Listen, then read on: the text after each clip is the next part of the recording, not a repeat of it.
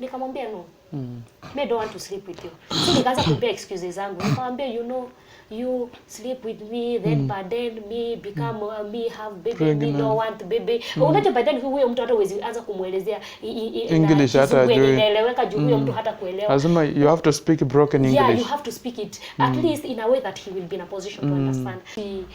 Si eti nilikuwa najua obviously nitarudi, relationship yangu nilikuwa nishaitengeneza already, nilikuwa najua sasa narudi. By then tushaanza hadi kupanga venye tunakuja tufanye harusi. Tumepanga venye nakuja nifanye sister na wewe sure. Hi everyone, good morning, good afternoon, good evening. I greet you according to the time wherever you are. Receive my greetings as usual. My name is KJ mtoto wa Mungu aka Luckman. First I want to say thank you. Thank you for your like, your comment. Thank you for always coming back and watch my videos. I know and I believe that every video or story I upload here you watch and you learn from it. And today I'm somewhere in Umoja 3. Nimekuja kumeet a lady ambaye ako na story nyingine interesting sana. Maana leo atakuwa anatupea full story vile alitoroka sehemu za Bahrain, something like that. Atakuwa anatuambia what happened before atoroke arudi Kenya ama before ahepe kutoka huko. So without wasting so much time, I welcome you all. Welcome this KJ Mtoto wa Mungu TV. Karibu sana as I introduce my guest to you. Mambo? Ukoje? Niko salama. Yeah. Leo nimekutembelea. Karibu. Unakaa mahali cool, hakuna kelele. Mpaka kumetulia tu hivi. Hata huwezi jua kama kuna watu huku nje. Imagine. Hawezi. Uko poa lakini. Sana usikia hata mtu akikubishia mlango. Uko poa lakini. Niko poa. Nimekutembelea. Yeah. At least ukiweza kutupia story yako, ma viewers wakaweze kujua nini ilifanyika Bahrain. Ni Bahrain, si ndio? Nini Bahrain? Nini ilifanyika Bahrain ndio ukakimbia? Kwa nini ulitoroka? Kwani vitu kama gani zilikuwa zina happen? Lakini before there, introduce yourself. Okay, hello guys, welcome to Presenter KJ Mtoto wa Mungu channel. And please guys, remember to subscribe to his channel and also remember to hit that notification bell so that anytime he uploads any video, you will be the first one to get notified. Karibuni. Pia uko na YouTube channel. Yeah. Inaitwa aje? My YouTube channel is Lenamso Official. Okay. Yeah. Sasa tupe story yako bana, maana mimi najua hii story my viewers watafurahia sana ama watalearn so many things kutoka kwa story yako. So bila kupoteza wakati, tupe story. Nini ilifanya utoke Kenya uende kule? Na wakati ulifika kule nini ili happen ndio ukatoroka? Okay, personally, mimi kuenda Bahrain, si eti nilikuwa nimepurpose kuenda. Okay. Yeah, ili happen, nilijipata kwa situation yenye, I was in this relationship, yenye haiko ina work. Yani ilikuwa imefika mwisho, na nilikuwa naona sasa hii ni kuisha, ilikuwa inaisha. But, nilikuwa ile ashamed, kutoka kwa ile relationship juu, actually I had been warned. Okay. Na kuna watu walikuwa wanasema it won't work. So ile tu aibu sasa nikitoka, si wale watu watakuwa wamepata ile a good reason ya kuona it is like we already said it. So out of ile shame, yani nikaona nikitoka haina haja nitoke niende ni hustle huko nje ama nitoke niende nijikarishe huko nje. That is when ile idea ya ku travel ilikuja kwa akili yangu na nikaamua it is best nitoke kwanza niende. So ni ile tu nilikuwa natorokea kale ka situation, unaona. Sasa nilikuwa nataka niende huko nijipatie ile time, I think about myself, I think about my life, I heal and then I come back nikiwa sawa. So ilikuwa ile process ya I thought mimi kuenda I was just going to heal. But it was another story yenye ili happen baadaye. So yani in short ile purpose ya kwenda kuheal it never succeeded. Yani haikuwork. Juu by the end of the day still bado hata after kuenda, after coming back I came back still to the same relationship. Hauko umeheal ukiwa huko? Na unajua unasemanga heal and you forget. Hauko umeforget? Okay, venye nilienda kusukikaa mbali sana na mtu, unaboeka, umeenda kwa new environment, new people, una interact na new people. Huko usema sasa nimesahau huyo mtu. Okay, venye nilienda it happened tukawa all of a sudden tukawa in good terms and then nikitoka si eti nilitoka juu ya reason zetu, juu ya fights zetu mimi na yeye. mimi na jamaa sasa. So it was all about the family. The guy's family. So venye nilitoka tukawa bado tulikuwa in good terms, lakini sasa shida ilikuwa na kule kwa familia. Unaona, kulikuwa na kind of misunderstandings tu hapa na pale. And that's why nilipoenda the guy was too much consistent. Yani akawa zile za issue sisi wawili tulikuwa wazuri, we are good to go. Shida ni wale. So tukawa like we forget about our family and then we just sort things between us. And since we had no problem, we had no issues, and I decided then it was good to give it another chance. No compare another chance. And actually si kama ile chance, but ile tukawa tuko in good terms still, tukawa in good communication. And then this guy penye tulikuwa tumetoana si eti tulikuwa tumetoana, but yeye mwenyewe alikuwa amenitoa mbali. So penye alikuwa amenipick mbali. So by the time nilikuwa nasema niende, yeye ikawa situation here it was not that good. Hakuwa pia na job. So venye nilifika kule, I had to sit down and remind myself, no matter how much I want to forget about everything, at least this guy has impacted something in me. Alinichukua akanitoa pahali, so I couldn't just let it go just like that. So I had to show up for him as a kind of unajua saa zingine I'm the kind of a person sipendi kuonyesha mtu my back. As long as you have ever been or you have ever played a part in my life, ni lazima ni show up when you need me to. So nilipofika pale nikafeel it was of no need ati nijitenge sana na yeye. So I had to be there, ingawa my mind ati completely sitting nilikuwa pale. So nilikuwa zile za I was busy there thinking about my life, but still bado I was still in between. Unaona that ka situation. So that was it. But eventually personally on my side nilikuwa nimedecide just to forget about everything. Na hata kama I will show up for him, nilikuwa nimeamua yes I will show up, yes, but si eti nitakuwa ile committed kama pale mwanzo. Unaona? So we continued, ikawa it was good. Unamhelp moja mbili tatu. Not only helping, but I was always there for him. Anytime he needed me, I was always there for him. To a point that ilifika pahali we sorted things now amongst us. Na ikawa we had to continue from where we had stopped hata before nitoke. So that is when he came with the idea of so ukienda ulienda just because of our misunderstandings.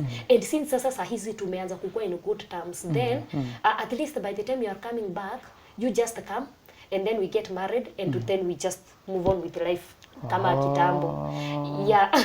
So hapa penye tuko ni kwake. Hapa penye tuko ni kwake. No, huku ni kwangu. Unajua sasa venye umesema tutaoana, we get married, so I'm like so bado mjaoana mpaka sahi. It never happened. It never happened.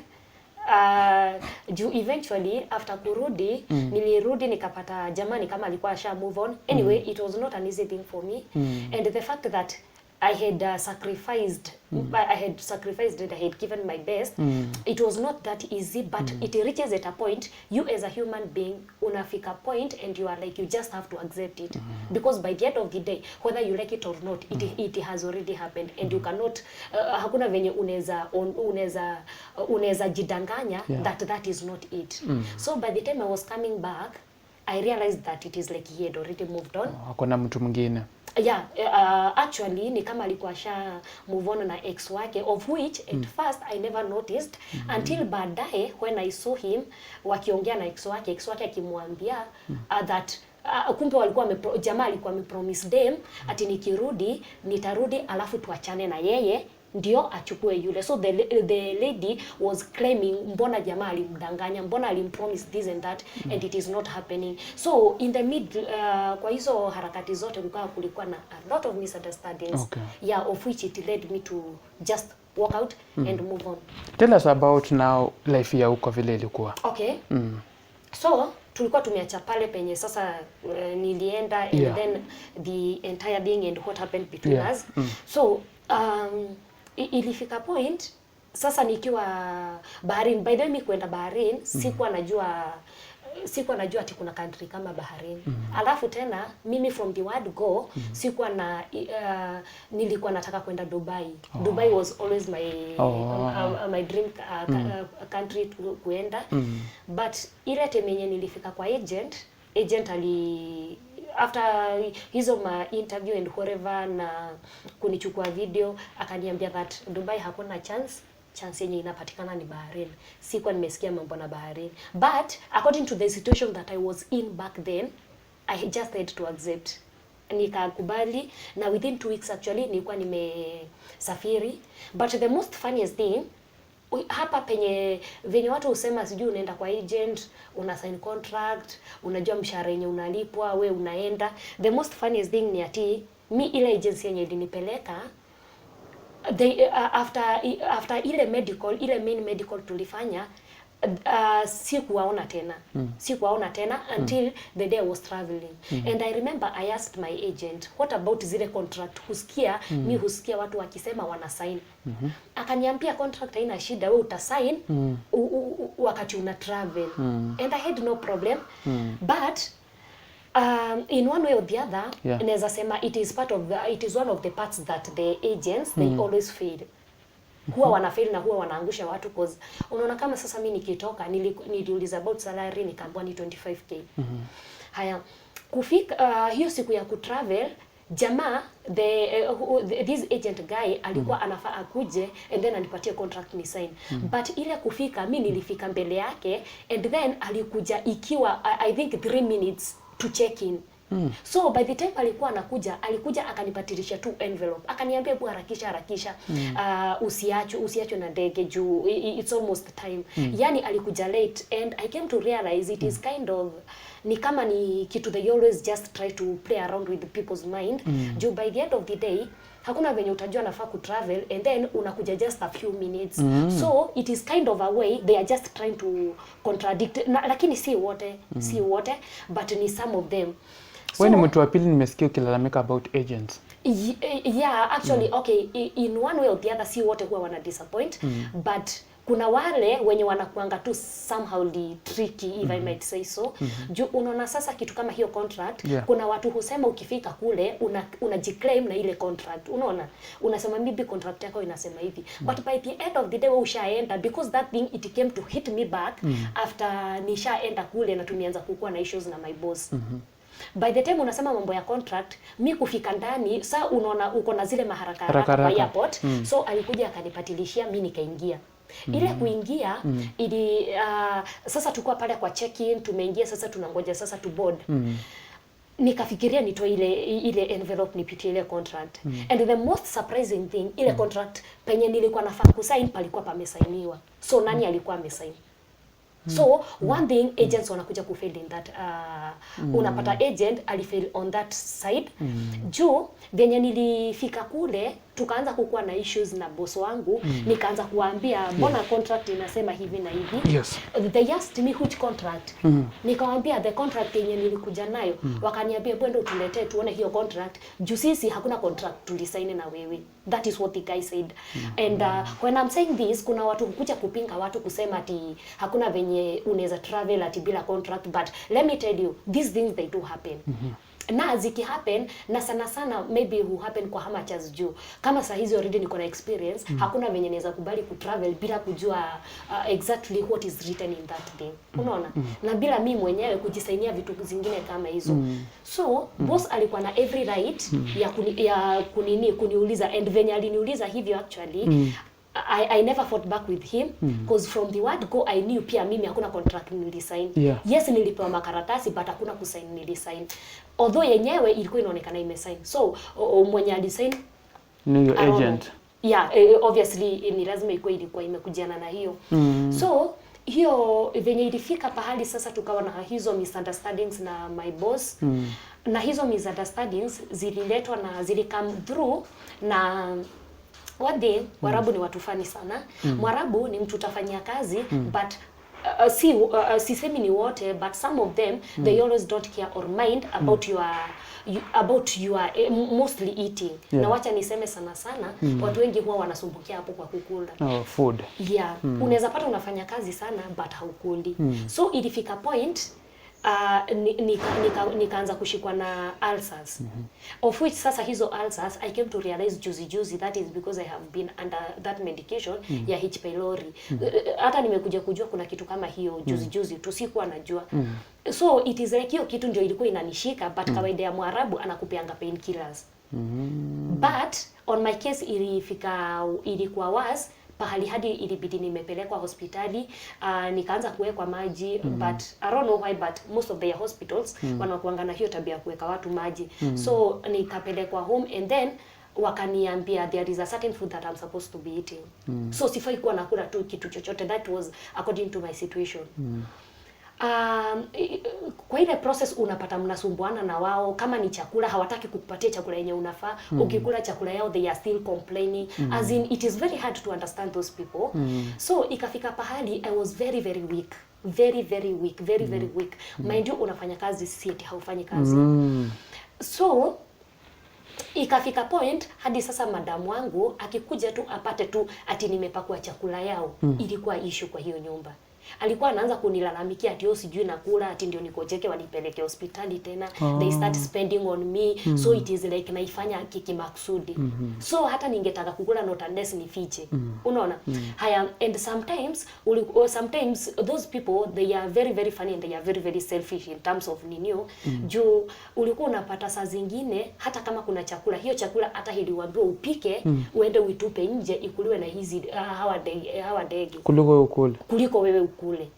Ama heri upike, tuseme kama sasa maybe ni nyama iko huko, unaweza maybe fikiria maybe upike yako ukule, since utakula zao ukule. Lakini unfortunately by the time unapika, unasema upike, wakuje wakupate unakula, wakuje wapate unapika, watakwambia upike yote, ndio yenye itabaki, usibakisha kukula kesho. Hata heri uambiwe endo uitupie cats huko nje. Huko kuna kuanga na cats mingi sana. Ni heri iende itupwe kuliko wewe uonekane unafanya nini. So that is one thing that I noticed with my boss. Hakuwa na shida kama huyu madamu mwenyewe.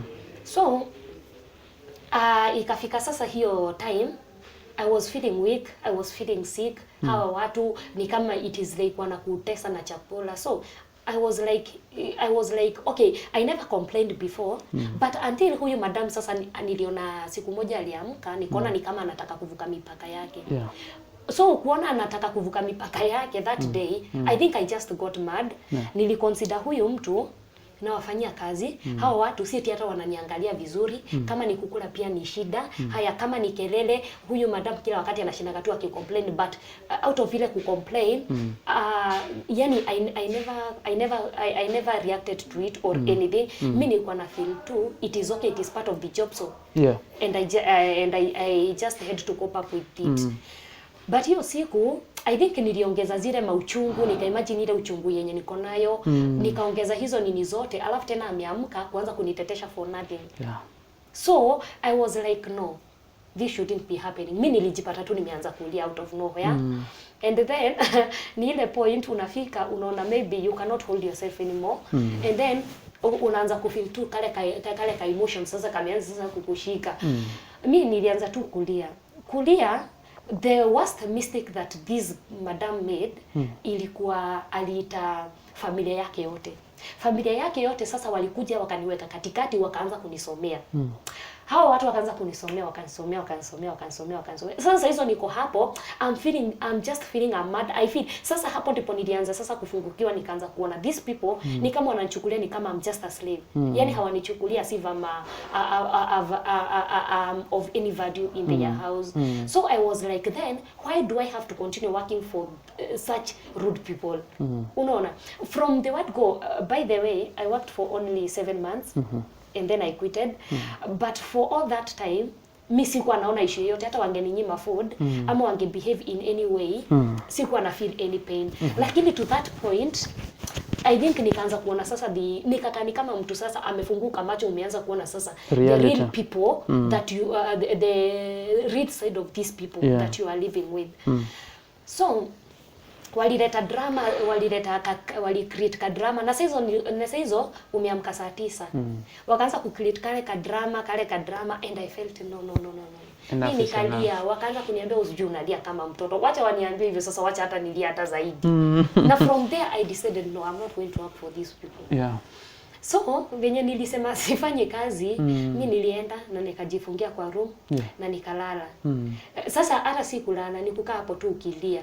So kumbe these people venye walifanya, I just decided to talk to my agency at least tuone kama wanaweza change, of which I had kwangu mimi nilikuwa naona I had every right to complain over these people, and then after all I knew in case of wangeuliza anything, at least hata ninge produce nini zangu za medication. Jo still I was still under medication, bado nilikuwa I was still not that good, so I felt I had every right to complain. So before even I reached my agent wangu wa Bahrain, before nifikie agent wangu wa Kenya, kwanza nili reach out kwa agent wangu wa Bahrain, but nikapata hakuwa online, alikuwa offline. But these guys ni kama walikuwa washa communicate na yeye. Na sasa the worst of it, how watu walipofikia agent kwanza, they complained a lot about me. So waka raise all the accusations against me. So wakasema venye sifanyangi kazi, wakasema kazi yangu nashindanga kama nimelala, wakasema as in they complained a lot. Wakasema most of the time nashindanga kwa simu, mind you the same simu yenye wanasema unashindanga nayo, not unless ufiche simu ndio work nayo, otherwise hakuna venye unaweza work kwa Mwarabu ukiwa na simu. Si wote huwa wanakubalisha. So they complained a lot. So by the time yule agent alikuwa anafikiwa, I think naye ni kama alicommunicate na Wakenya. So Wakenya ni alinitext akaniambia these people they are saying that watakupeleka police station. Sasa na mimi I think at that point nilikuwa nimeji yani unajitia tu nguvu. Unaona tu sasa it is better at least you die trying to do something than to die doing nothing. So nikachukua hatua, nikamuuliza wanataka kunipeleka police station. Okay, nikasema kabla wakuje kunichukua wanipeleke, wacha mimi nijipeleke kwanza. So nikaenda nikawapata, nikamwambia you know what, I want you guys, nataka mnipeleke police station.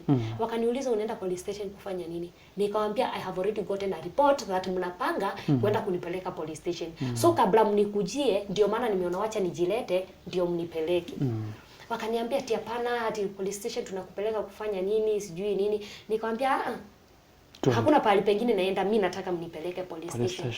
So ndipo wakaamua kwanza before nipeleke, wakaanza ku create to some scene hapo hivi. So wakasema wacha waite nini. Nikamwambia then if hamtanipeleka police station, nipelekeni basi kwa ofisi. Ndipo sasa yule boss aliniuliza ofisi gani? Nikamwambia kuna ofisi yenye ilinileta huku. So hiyo ndio nataka mnipeleke. Wakaniuliza, wakaniambia ati wewe unafaa ujue kitu moja, hauna office hii Bahrain. That is what they told me. Na wakaniambia, nikawauliza what about the people who brought me here? Wakaniambia those people who brought you, it is just a small family which has that business of bringing ladies here. That is what the boss told me. Of which sikujua kama maybe alifanya hivyo ndio niondoe ile intention ya kurudisha ofisi ama in real sense it was it. But anyway nikianza ku count from the first day niliingia hiyo Bahrain, venye nasikianga watu sijui mnapelekwa kwa ofisi, mnakuja mnachukuliwa, sisi tulipelekwa kwa nyumba ya huyo madam direct. So hakuna venye hata ningesema ati nitarudi ofisi, nirudi kama ni kurudi not unless nirudi kwa the same house yenye nilichukuliwa. Unaona? And then wasichana wote wenye tulikuwa tumeenda through that lady, sisi wote tulipelekwa kwa hiyo nyumba. So tulikuwa tunakuja tunachukuliwa kwa nyumba yake sasa, ile yenye alikuwa anaishi. So ndipo boss akaniambia wewe hauna ofisi and whatever, but nikasema okay fine, then if that's it then nipelekeni police station. But kwa hiyo harakati wakaniambia can you first go to your room. Before niende kwa room waka make sure kwanza wameninyang'anya simu. Ndio nisikuwe na any communication with anybody. Alafu wakaita yule agent wa Bahrain sasa.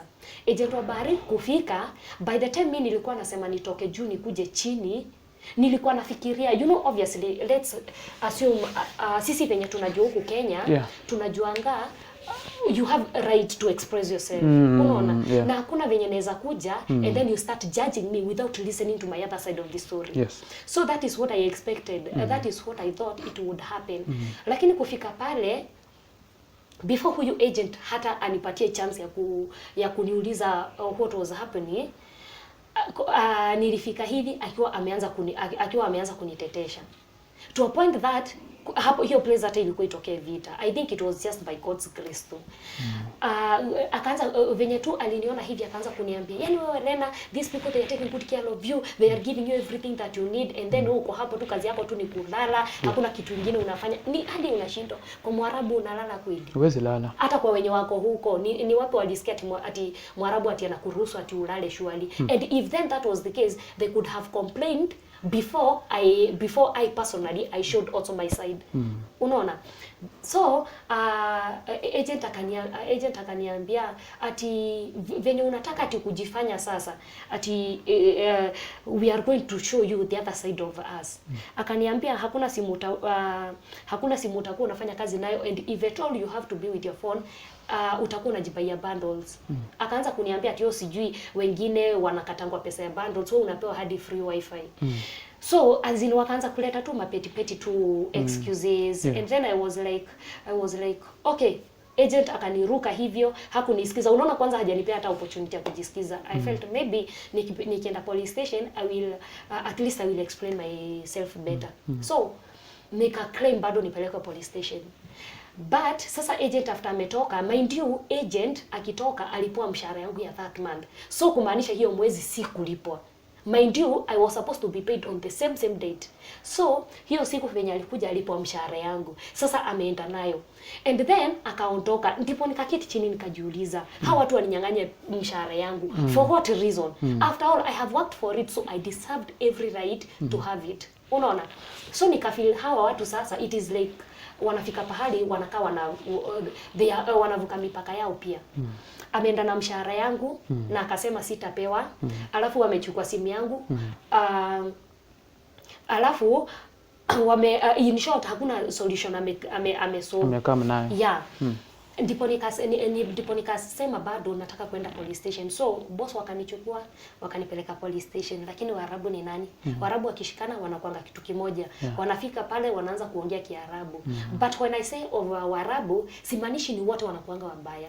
But unaona mostly 95% of Waarabu hawakuangi straight vile. So wamefika pale wameanza kuongea Kiarabu kidogo yule yule polisi venye aliniita akaniambia ati huyu boss wako bado anakutaka na amesema mtasolve hizo issue. So akaniambia ifanye hivi, wewe kubali kurudi uende ufanye kazi, but they will be good to you. Sasa mimi I think unajua bado uko na kale kaugeni, you have no clue of how these things happens out there. So I told I accepted. I agreed na tukarudi kwa nyumba. But the most funniest thing, kufika kwa nyumba tulifika, boss sasa akaanza kuni raise your voice. Do you know, no matter what, your tone variation it matters a lot. Hakuna venye tutakuja and then raise your voice at me. So tulipofika alianza kunitetesha, akaanza kuniambia ati juu umeanza kutuonyesha how stubborn you can be. Ati now we are going to see the real side of us. Ndivyo aliniambia. Akaniambia from today anytime you want to make any call, ni sisi tutakuwa tunakupea simu zetu. You will make a call to your family back home. Wakaniambia if you want to go back to Kenya, wakaniambia since you seem to be stubborn and you want to go back to Kenya, sasa uko hapa, you will have to work for ilikuwa mwezi wa 7. Wakaniambia you will have to work for 5 good months with no payment, but after that 5 months we will have to pay your ticket back, you go back to your country. That is what 5 months. 5 months. And then wakaniambia, and within that period you will never be with your phone.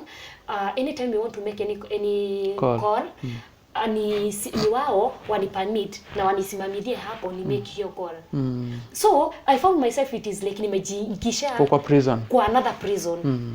And then working 5 good months bila mshahara, without salary. Imagine, I felt it's like, and then I was like, okay, mbeleni mumekuwa mkinilipa. na hamjakuwa mkinipea as in hamjakuwa mkinipea hadi food vyenye inafaa. And then at least hapo mbeleni at one point, okay, no matter what, wacha niseme every cloud has a, kuna mbiango every cloud has a silver lining, silver shining, something like that. Hao watu no matter even if walikuwa wabaya, lakini unaona ningegojeka, walikuwa wana take quick nini, wanakupeleka hosi. Yeah, walikuwa wananipeleka hosi kama ni dawa, walikuwa wananibaia, yani walikuwa wanaonyesha na concern wakati niko mgonjwa. Okay. But that is for the boss. Lakini sasa madam ni alikuanga na tuition sana. Madam every time ningegojeka alikuwa anakuja ananiambia, and obviously kwa wenye washawaishikwa na ulcers ama washaishikwa na hiyo H. pylori, they can tell how that thing it operates. Very painful. Inafikanga pahali inashika mtu unakosa hadi nguvu. Yani unakuwa you are not even you. But sasa at that point happen at that point, and then ilikuwa inafika pahali singeweza hadi kujipandisha juu, ilikuwa inabidi nipande kama nimejishikilia kama na crawl hivi ili niweze kufika juu. So madam every time angeona hivyo alikuwa anani attack back, ananiambia ati najifanya ndio nisifanye kazi. Unaona? So ilikuwa inabidi nijikakamue ama nijitume no matter what, hata nikuwe mgonjwa nisikuwe mgonjwa, ilikuwa inabidi sasa nijitume. So waliponipea ile masharti, I was like, mbeleni this is what has been happening. So what about now that mumenifanya sasa nikakuwa sasa ni kama I'm fully a prisoner in this house. I was like, no, this can't work, it cannot work. So I decided hiyo siku ni tukalala juu hizo drama zote zikiisha ilikuwa kitu saa 8 huko za usiku. Nikaamua kulala obviously nilikuwa na simu ndio ilikuwa inaniamsha, so the following day nikaamua sitaamka. Yes. Venye sikuamka niliamka kukiwa late. Sasa ile kuamka juu ile alafu tena unajua Arabu si watu wanaamkanga mapema, ni watu wanalalanga mchana most of the time. Yule venye niliamka nilifika kule chini nikapata only the daughter, the eldest daughter ndiye alikuwa huko chini. Nayo nikiwa huko juu nilikuwa nishaamua sasa ni kutoroka, sasa natoroka. Mind you hiyo time yenye nafikiria kutoroka, I have no clue ni wapi naenda. Na una hata pesa sijui sasa hata naelekea wapi. And then you have nothing with you. So what I did, nilivaa nguo zangu za ndani, nilivaa tu trouser za ndani alafu nikavaa uniform juu. Unajua obviously my uniform zao zinakuanga hizi makubwa. So nikavaa uniforms juu, alafu nikachukua Bible. Nikaiweka kwa side, nikaificha hapa ndani alafu nikaifunika na nguo, and then nikabeba kaleso. That is the only thing that I came out with from that house. Kufika chini, I found the daughter, nikampita vizuri, nikapitia gate ya nyuma na nikatoka. Sasa ile kutoka, hauji police station kwenye iko, alafu police station yenyewe iko mbali. So what I did, nikiwa tukitoka kwa kina, wakati wenye tumetoka maybe tumeenda kwa maybe their relatives, tulikuwa tunakuja.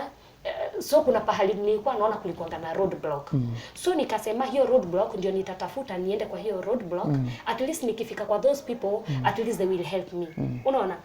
So nikatoka, nikaenda hadi kwa roadblock. Kufika kwa roadblock, the funniest thing, the next minute I found myself kufika hapo, I don't know what happened to me, but out of ile nilikuwa weak, bado I was feeling sick. So immediately nilifika pale, the next minute I realized myself nilikuwa nimeladishwa kando kwa kamti. Yeah, and then saizo walikuwa washashughulika, walikuwa washaenda wakaniletea food, but I was still not myself. So venye niliamka wakanipea food, wakanipea maji, lakini by then hata unakula nini ama unakunywa saa ngapi? Alafu tena umezoea kukaa kwa ile nyumba, haujazoea kukula, so hadi tumbo yenyewe imeshikana, so hauna hata ile nguvu ya kukula. So by the time wananiletea, yani unasikia unahisi njaa, yes, but ile nini hauwezi. So but I try to manage myself, nikakunywa maji, and then from there ndipo wakaanza kuniuliza what is the problem, na wakaniuliza kwenye nimetoka. So nikaona mimi sitawaambia kwenye nimetoka. By the way, let me tell you, the funniest thing is Mungu alinipia kind of kahekima tu kadogo tu kuhandle the entire situation. Juu si eti mimi si kwa yule mtu ati unaona kama saizi venye unaona watu wanaingia TikTok unajieleza mashida zako ama unaingia Facebook unajieleza mashida zako. I'm not that kind of a person. And then I was not that kind of a person. And then sikuwa interact sana na social media.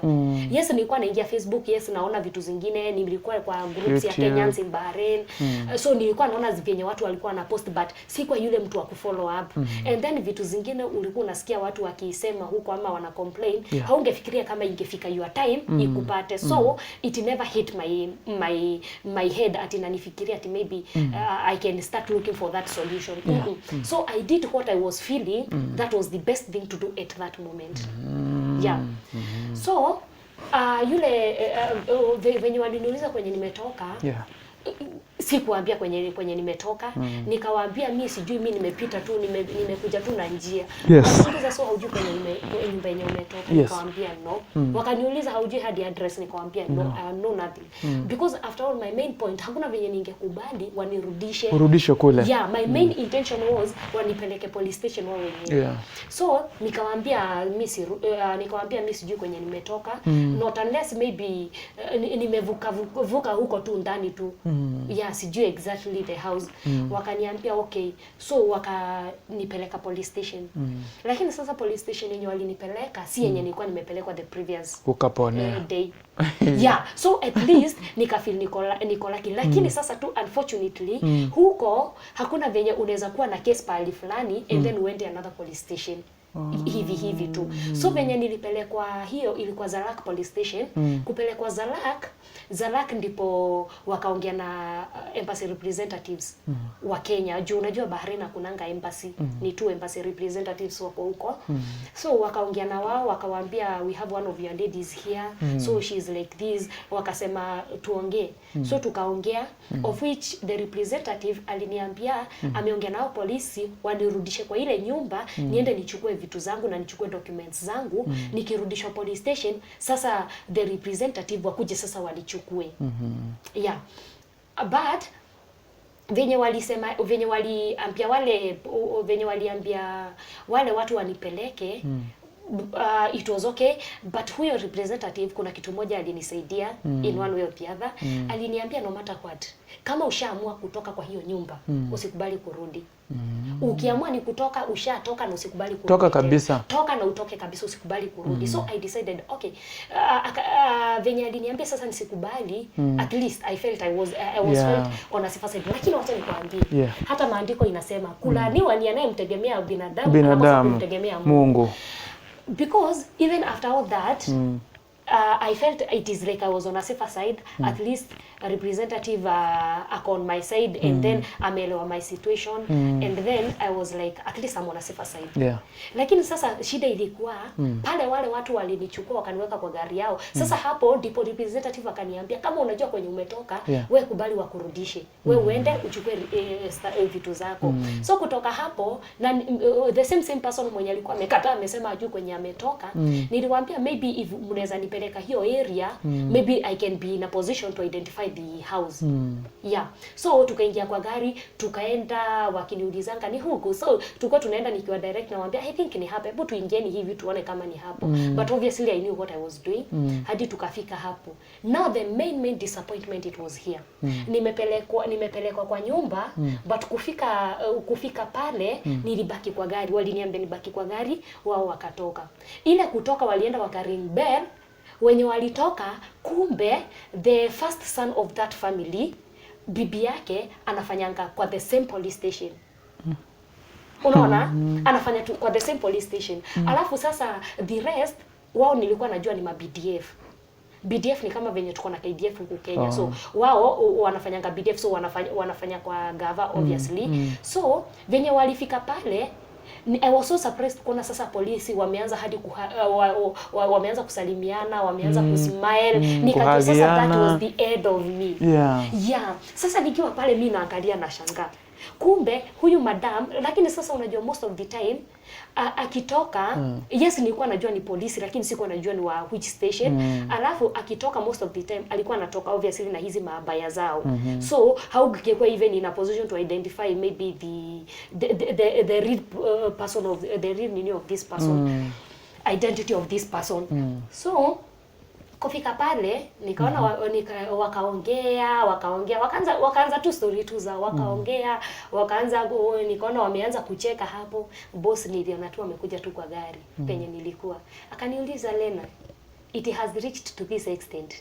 Akaniambia you think that you are going to get help, and akaniambia I'm going to promise you this. I'm going to make sure that you stay in this Bahrain and you suffer before you go back to your country. That is what my boss told me. Na sasa ananiambia mbele ya how police sasa. Yeah, wenye walikuwa nakusaidia wewe. Yeah, wenye nilikuwa nimepeleka waende wanisaidie. Sasa akaniambia I'm going to make sure that you suffer in this Bahrain before you go back to your country. Hakuna kitu kingine alisema. Alirudi tu. Sasa wale wale wengine walikuwa wamebaki pale sasa bado wakiongea, wakakuja wakaingia kwa gari. Nikawauliza, I thought you guys mlikuwa mumeambiwa mnisaidie kuchukua vitu zangu. Wakasema ati usijali, wataleta wenyewe. Okay. So unaona hawa na wao sasa wakaniruka. Tukarudi ile police station. Kufika kule ndipo nikakuwa transferred, nikapelekwa the previous police station yenye nilikuwa the previous night. Kumbe hawa kuna venye wange handle since nilikuwa nimetoka Hamad. So Hamad ilikuwa inabidi hiyo kesi yangu ipelekwe Hamad police station. Ni kama sasa Nairobi, ni kama sasa Umoja na Kayole ikue hakuna venye unaweza kuripoti kwa Kayole, lazima kwanza uripoti Umoja. So ikabidi sasa wamenirudisha kule Hamad. Kupelekwa kule Hamad tulipelekwa na kadem kingine pia kalikuwa sasa the funniest thing, gari yenye niliingishwa nikapata Mkenya mwenzangu hapo ndani. Lakini akiwa kama polisi ama akiwa pia alikuwa sasa huyo na yeye alikuwa deu, alikuwa ametoroka kwa boss wake na yeye alikuwa amemaliza contract lakini walikuwa wamekataa kumlipia ticket na dem alikuwa anataka kurudi. So at least lakini sasa huyo dem yeye na yeye alikuwa ameenda hiyo police station lakini sasa kesi yake ilikuwa to another police station, si eti hadi yenye nilikuwa. So tulienda, yeye akadropiwa police station yake. After amedropiwa na mimi sasa nikaenda nikadropiwa kwenye nilikuwa nafaa kule Hamad. Kudropiwa, you can't imagine those guys, they kept me in the police station for the whole day. By the time nilikuwa na meet pale kwa nini ile roadblock ilikuwa kitu saa 5 saa 6 hivi mchana. So nilipopelekwa Hamad, niliwekwa Hamad the whole of that day, afternoon, evening until saa 5 za usiku. Sasa saa 5 za usiku ndipo boss alikuja. Boss kukuja, the former boss. Kuitwa alikuja, wakaenda hapo nje kuongea. Video walienda kuongea ndipo sasa one of the madam akakuja kuzo huko kama we ni a lady, I think huwa unahaduliwa na a lady police officer, a lady. If you are a man unahaduliwa na a man. So venye nilifika kule, there is this lady mwenye aliniita, kuniita akaniambia, so your boss is giving you 3 options. Out of the 3 options, one of them either ujilipie ticket urudi kwenu Kenya. The second option ni urudi kwake. The third option ni tukupeleke ndani. So I said no problem, I'll pay my ticket. I'll pay my ticket. Boss venye aliambiwa nimesema nitajilipia ticket yangu. Sijui venye waliongea, but the same lady came back akaniambia the boss amechange mind, amesema you only have 2 options, kurudi kwake ama tukuweke ndani. So maboss na wao they can be so stubborn, very stubborn if they decide to be. So out of the 2 options nika opt wacha niende ndani. Nikamwambia mimi nataka kwenda ndani. Wakaniuliza, are you sure that is what you want? Yes. Wakaniambia, do you know ukienda ndani utakaa 2 years. Nikamwambia it's okay, no problem. I can manage it. Just nipelekeni. Lakini hata wewe mwenyewe ukufikiria consequences za kukaa ndani. Consequences za kupelekwa ndani. One thing I had it's quite a long story. It's quite a long story. Tupe tu yote sije. It's quite a long story. Sasa hii kitu ya kwenda ndani, it happened nikiwa pale kwa boss, before nikiwa huko kwa boss kitu mwezi wa 4 wa Ramadhan hapo, there is a certain dream nilikuwa kuna ndoto fulani nilikuwa nimeota, na kwa ile ndoto I could see myself yani I could see myself freeing, yani nilikuwa okay, kwa ile ndoto it was kind of a very very funny dream. Yani juu niliota kwa ile ndoto ati nilikuwa naona kuna watu maji ilikuja ikafagia watu ikaosha watu. Okay. Alafu sasa wale watu venye walifagiliwa nikaona wale watu wameanza kuzikwa. So venye wale watu walizikwa nikaona watu, yes, tumezika wale watu, but after kuzika wale watu zile sauti za wale watu walikuwa walizikwa, nikaanza kusikia zinaitana zinaitisha usaidizi. So zile sauti zilikuwa zinaitana zikisema help help help help. Sasa mimi nikaanza kuambia wale watu wenye walizika wale watu, ati kwani nyinyi hamsikii hawa watu wanaitisha usaidizi? Wakaniambia ai hapana, sisi hatusikii hiyo sauti. Nikawauliza yani ni aje nyinyi hamsikii yetu? Mimi nasikia. Yani ile sauti ikawa inanisumbua sana. Yani nilikuwa nasikia tu help help help help help help help. Sasa ikafika pahali kwa ile ndoto ilikuwa ishafika masaa yangu ya kuamka, but every time nilikuwa naenda kuamka kuna kitu ilikuwa inani hold. Yani nilikuwa nasikia ni kama kuna kitu kilikuwa kinanishikilia, so singeweza kuamka. Yani nikienda kuamka ati nilikuwa nasikia sauti ikiniambia hauamki until usaidie hawa watu. It was kind of a very very funny dream. It was a kind of yani ilikuwa inashtua sana. Huko naielewa vizuri. Sikuwa naielewa vizuri. So nilikuwa nasikia bado ni kama nimefunganishwa, yani siwezi amka. Sasa unasikia kila kitu chenye kinaendelea huko nje. Unasikia hadi unaona kumesha kucha, lakini hauwezi amka penye huko. So ukasema acha niende tu kwa ndani. So I decided, nikaona so nashitwa kuamka juu nakata kusaidia hao watu. Nikaamua wacha basi niwasaidie ili na mimi ili nisetiwe free. So nikarudi kwa zile kwa kule kwenye nilikuwa naona watu wamezikwa. Nikaanza sasa kutoa ile mchanga, nikaanza kuwafufua. So nilikuwa nawashika moja kwa moja. Unashika ukifufua? Nikitoa. The funniest thing, immediately nilianza kuwafufua. That is when na mimi niliachiliwa nikaamka. It was very very funny. Pastors, mtusaidie hiyo dream. Baada hatujaielewa vizuri. So after that ndipo nikaamka. By the way, hiyo siku hata niliamka nilikuwa nimechelewa juu niliamka saa 1 na mimi ni mtu nilikuwa naamka, since it was during Ramadan time nilikuwa naamka 5:30 in the morning. In the morning, but hii time nyingine nilikuwa naamka saa 9. So hiyo time, the funniest thing, it is the same time it is when I was having that dream. Hiyo wakati sasa wa kuamka. So niliamka nilikuwa nimechelewa, niliamka kitu saa 1. Sasa ndipo niliachiliwa na sasa nikaamka. Sasa ile kuamka niliketi chini nikaanza kujiuliza, ushaipata kitu yani haijawahi kufanyikia, so you are like what is this? Nikaketi chini nikajiuliza hii kitu inaweza kuwa inamaanisha nini? But nikawa niko convinced ati niombe watu wenye wako Gulf. Nikasikia niwaombe sana, niombe Wakenya wenye wako Gulf sana. So I really prayed, but nikiomba nikawa niko zile nikawa naambia Mungu, I don't know what was happening and I can't explain the entire whole thing how it was happening. Lakini nilijipata tu nimeambia Mungu, no matter what, kwa hii Gulf yote, hata kama kuna Wakenya, si Wakenya wote wabaya. Kuna wale wazuri. So nikaambia Mungu, for the sake of wale wazuri, usiwahi kubali kupunish watu just because of wale wabaya. That is what I just found myself telling God, of which is the reason I never knew, but I never knew from that time it is like God was also preparing me in the next battle that was to be ahead of me. Wow. Wow. So hapa penye option mbili, urudi ama uende sasa. Nirudi ama niende ndani. Immediately waliniambia mambo na ndani, nilikumbushwa ile ndoto, nikakumbushwa ati venye nilikuwa naona nikisaidia watu. So nikasikia kitu inaniconvince, ukienda huko ndani maybe utaenda upatane na watu maybe washavunjika moyo, maybe watu wenye washa lose hope, watu wenye maybe wanahitaji tu at least mtu wa kuwa strengthen. Na maybe maybe you will be help to those people. So I felt kwangu mimi the reason as to why I opted kuenda ndani, I was convinced nikienda kule I will be in a position maybe to help two souls somehow. So hiyo ndio ilikuwa inani convince. So nilikuwa naona it is better niende huko nipatane na watu, tutiane nguvu, tufanye nini in this journey, and then it is far much better kuliko nirudi kwa boss. Ukateseke kwa kwa boss. Juu sasa hapa unafaa uelewe zote ni prisons. Juu kurudi kwa boss ni kama it is another prison, remember?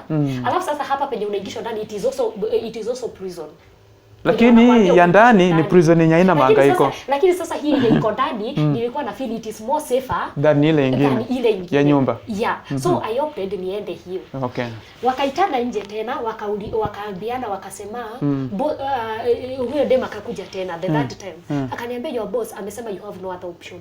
The only option you have it is you go back to the house. Hiyo naye boss anatuchezea. Ilikuwa tu usumbufu tu. So I decided venye walisema hivyo nikakataa. Venye nilikataa sasa boss na zile maasira. Baadaye Warabu wanakuanga na maasira zingine za uguzi.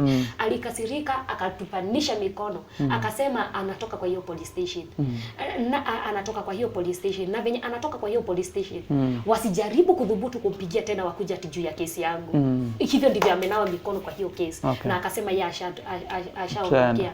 So akaenda. Venye alienda I think kuna venye walikuwa wamekubali, kuna venye walikuwa wameongea na those guys juu nikiwa pale kwa nyumba bado. I remember venye nilikuwa na insist kwenda police station, the doctor alikuwa ameniambia Lena unakimbilia kwenda kwa nyumba, unakimbilia kwenda police station. Ukienda police station those people we are going to ensure that they kick you out of the streets. That is what they had told me. So tulipofika pale and then boss ametupandisha mikono. Sasa mimi niko hapo police station. Saa 6 zimefika, saa 7 zimefika, saa 8 zimefika za usiku. Saa 8 zimefika za usiku. Wanaona sitishiki, yani niko ile. Wanashangaa wewe ni mtu aina gani?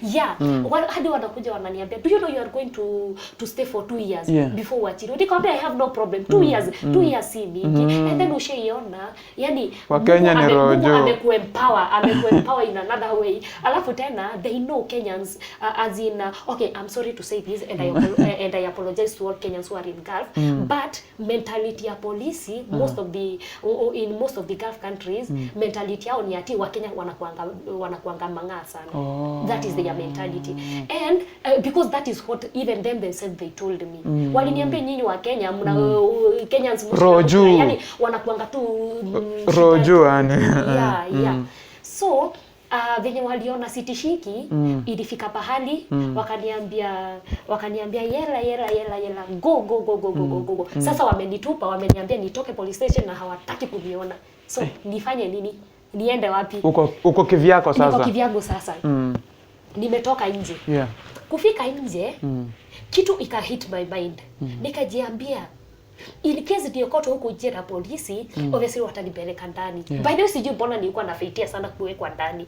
Kwangu mimi nilikuwa naona it is better nikiwa ndani juu nikiwa nje sikuwa na another foundation ati nianze wapi ama nimalizie wapi. Mind you don't have your phone to a point that you can call for any assistance. Umetupanishwa. So what came into my mind nitembee tu. Najua huko polisi huwa wanazurura every now and then 24/7 wanazurura. Nilijua obviously sitakosa wenye watakuja wanishike. So nikaanza kutembea tu kwa barabara ili nishikwe. Nikaanza kutembea kwa barabara. Kutembea nikakuja nikashikwa. Wale wa traffic wakakuja wakanishika. Wanaitwa wa patrol, si traffic sorry. Wakakuja wakanishika. Kunishika wakanipeleka. Kuniingisha ndani hao wenye wako ndani wakawaambia huyu tushamalizana na kesi yake na ni sisi tumemwachilia. Mind you it was during COVID time. Sasa during COVID time I think bado walikuwa yani ndani kulikuwa na watu wengi, deportations kulikuwa na watu wengi so hawako wanataka ile kuongezea watu juu ya COVID. Unaona? So wakasema huyu tushamwachilia. Hayuko kwa mikono yetu. Nikaambiwa niende. Nikaenda tena nikashikwa mara ya pili nikarudishwa. Mbona munishike nyinyi muniweke ndani?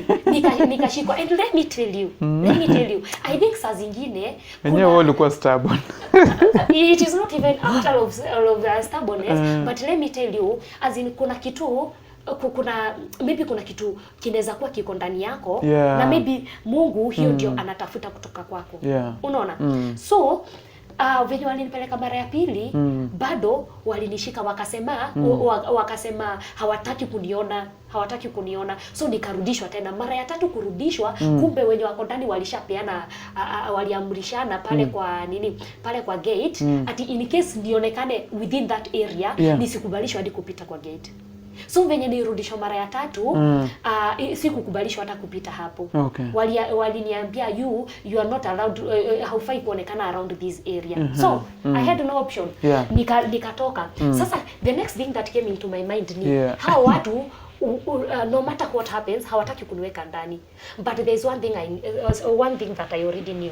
One thing I knew is in case I misbehave out here, hakuna venye watakubali ku handle my misbehavior huko nje. So what came into my mind, it is better I misbehave ili tu waniweke ndani. Yani nilikuwa nasikia hiyo spirit tu ya. So for me nilikuwa radhi, it is better niwekwe ndani. Yani because nilikuwa na feel nikiwa huku nje there will be a lot of challenges kuliko nikiwa ndani. So and then unajua kwa mtu hajawahi shikwa haizielewa the challenges anyway, wacha niseme hivyo.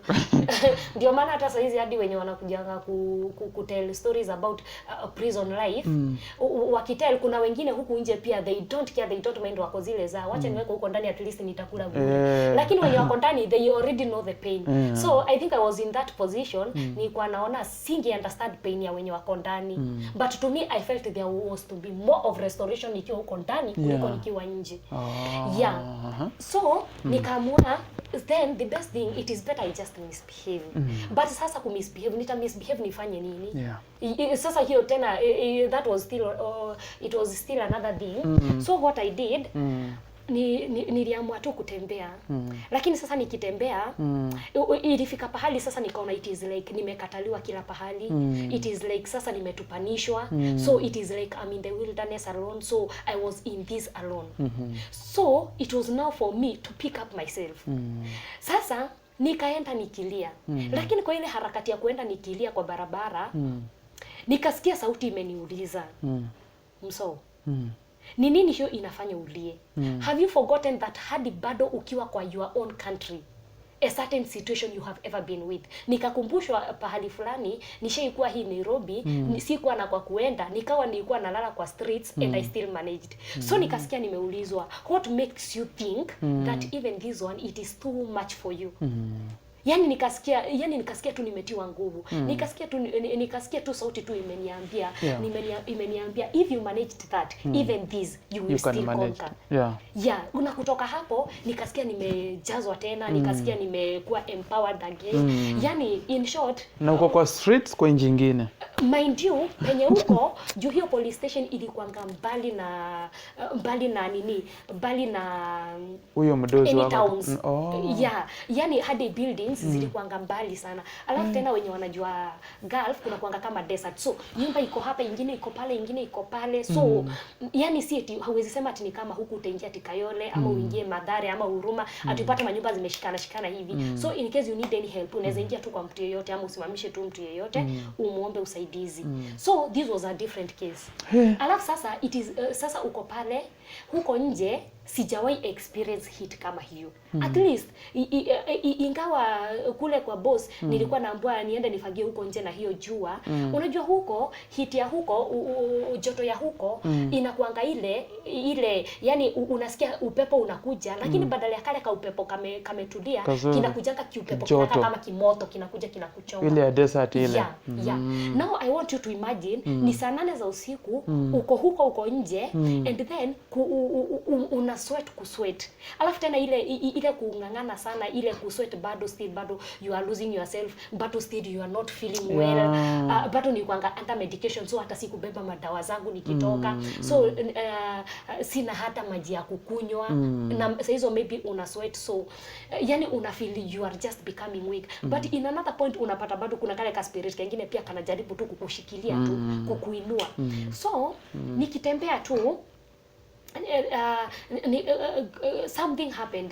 nikasikia sauti, nikaanza kusikia masauti. Ile sauti nilisikia, nikasikia ni kama tu commotions.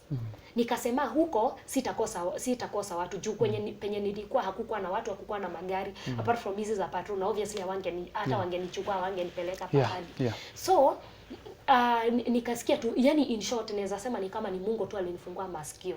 Nikasikia zile sauti, so nikasema nitaelekea kwenye hizo sauti ziko, niende nitafute usaidizi huko. So nikaenda. Kuenda nikapata kuna watu walikuwa wana construct, kulikuwa na building construction ilikuwa inaendelea, na obviously huko hata building watu huwa wana build usiku. Mchana nothing can work juu ya joto huko So nikaenda kule, lakini sasa wale watu walikuwa pahali mbali sana. Na walikuwa wamesurround na iron sheets. So I was like nitafikia wale watu aje. Sasa kitu inaniambia ama nigonga mabati, lakini nikigonga mabati already pia wao kule wanagonga kuna kelele, so hamtasikizana. Hatutasikizana. So nikaanza kuzunguka hizo mabati sasa nikichungulia nione kama naweza ona any sign of anybody. Alafu sasa penye unaenda unapata ka space, unajaribu kushout, hakuna mwenye anakusikia. So Mungu alinisaidia, nikafika kwa entrance fulani. Bahati mzuri manager wa ile construction, sijui ni manager ama supervisor, akawa alikuwa hapo kwa gate. So ndipo nikaenda nikagonga, akakuja kanifungulia, kaniuliza what are you doing here? Hapo anaelewa Kiarabu, hapo anaelewa Kizungu juu walikuwa Bangladesh. Na hao watu Kizungu inakuanga Kizungu mkuti somehow kwao. So akajaribu kuita one of the colleagues mwenye at least alikuwa anaelewa Kizungu kidogo. Wakakuja wakaniuliza unafanya nini? Nikamwambia I need help. Wakaniambia if you need help then why don't you go to the police station? Juu police station walikuwa wanaiona ndio ile kule. So mbona usiende police station? Nikamwambia I was there but I never got any help. That's why I have come to you guys to mnisaidie. Wakaniambia sasa sisi unataka tukusaidie kiaje? Nikamwambia mimi sitaki usaidizi mob. Mimi nataka tu mnisaidie simu. I just make only one call back home. Wakanipia simu. Wenye nilikuwa napigia walikuwa offline. So nilikuwa naacha tu voice note. Naacha voice note, but then by the end of the day nawaambia tu this and this has happened. This is what has happened. So at least niache hiyo note juu sieti niko na simu. So ili wakae wakijua the situation that I am in. So in case hata wakinitafuta wanipate niko offline, they won't worry too much. They'll be having a clue of what is happening to me back there. Venye walinipea saa zingine unajua sisi kama Wakenya no matter what, ingawa at times kuna venye watu maybe hutujudge differently, lakini one thing I can say, Wakenya tunakuanga na roho ya kusaidiana sana.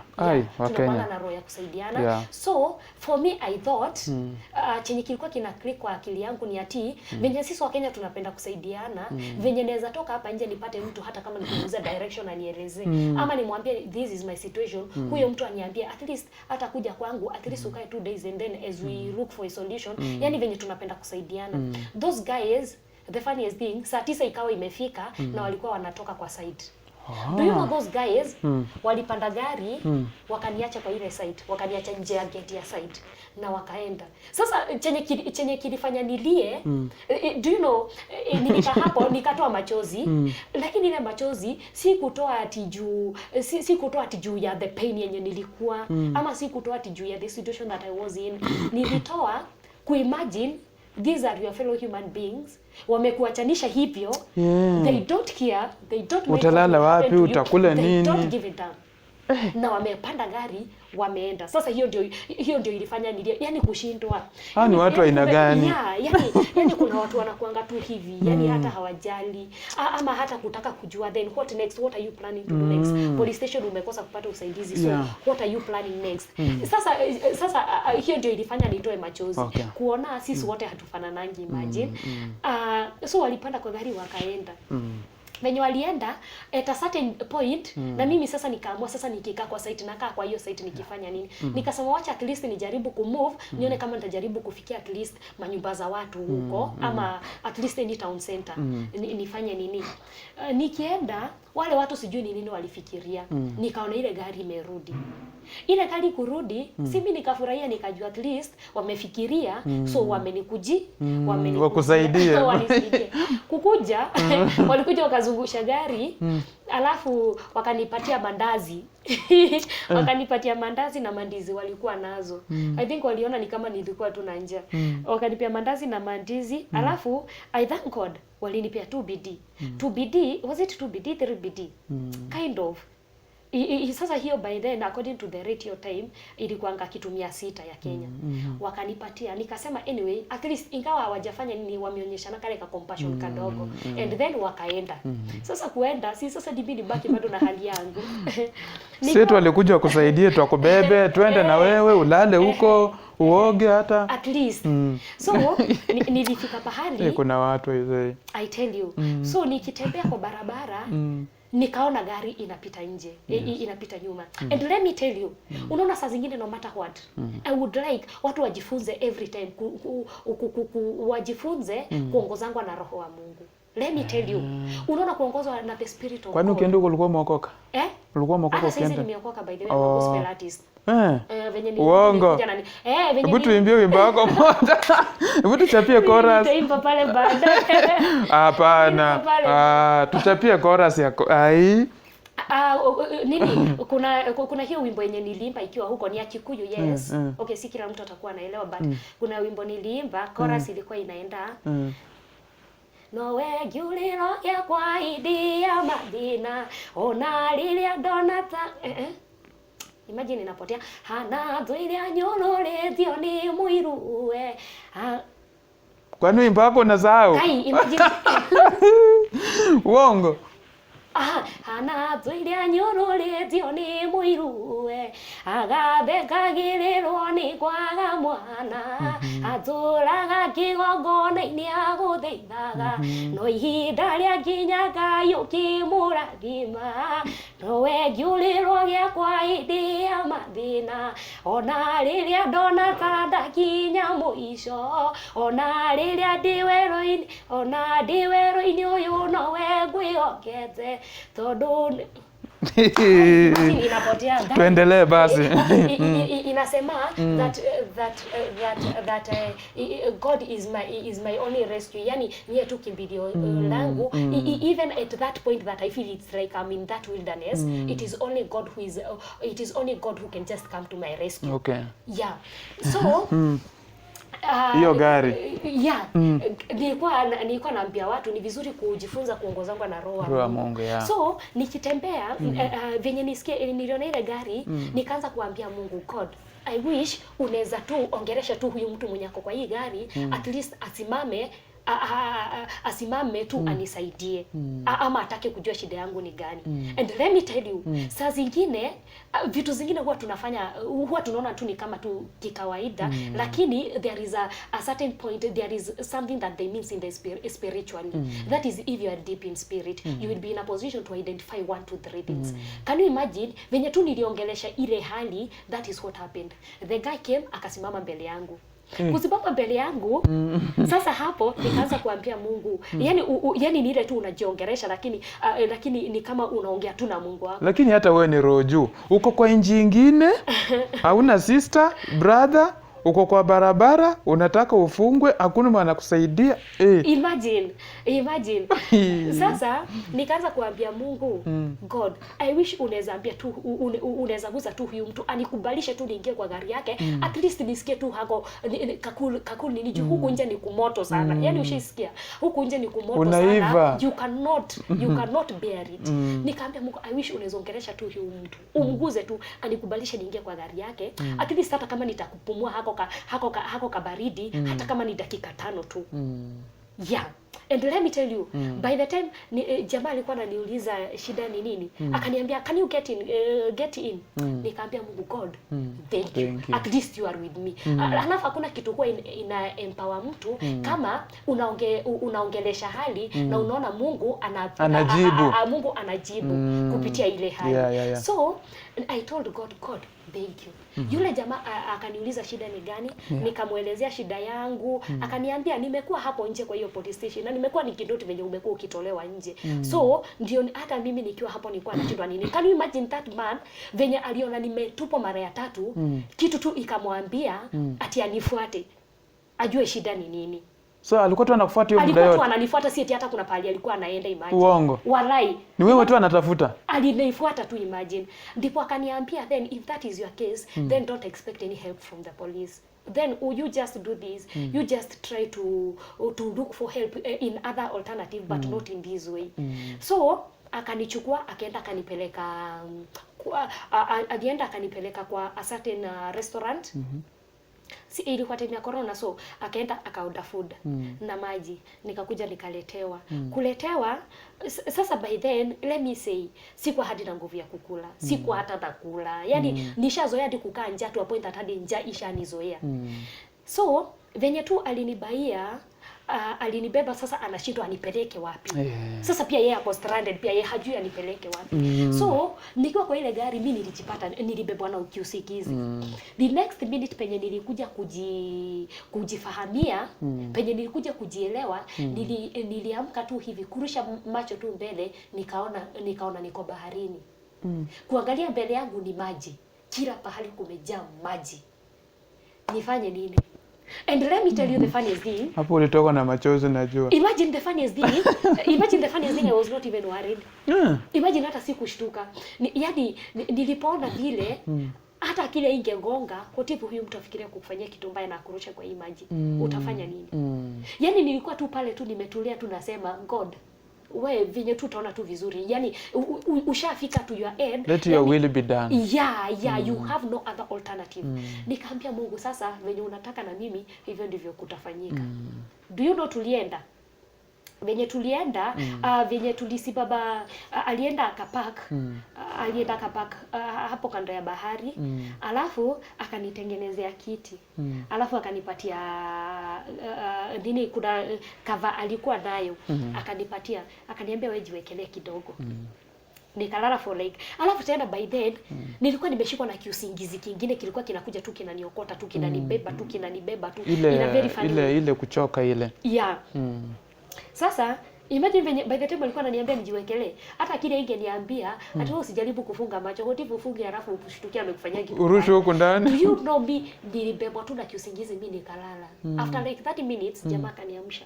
Akaniambia I have talked with one of my friends, ako ready ataku accommodate until asubuhi. By then ilikuwa kitu saa 10. Akaniambia wewe asubuhi ikifika utatoka sasa utafute another means.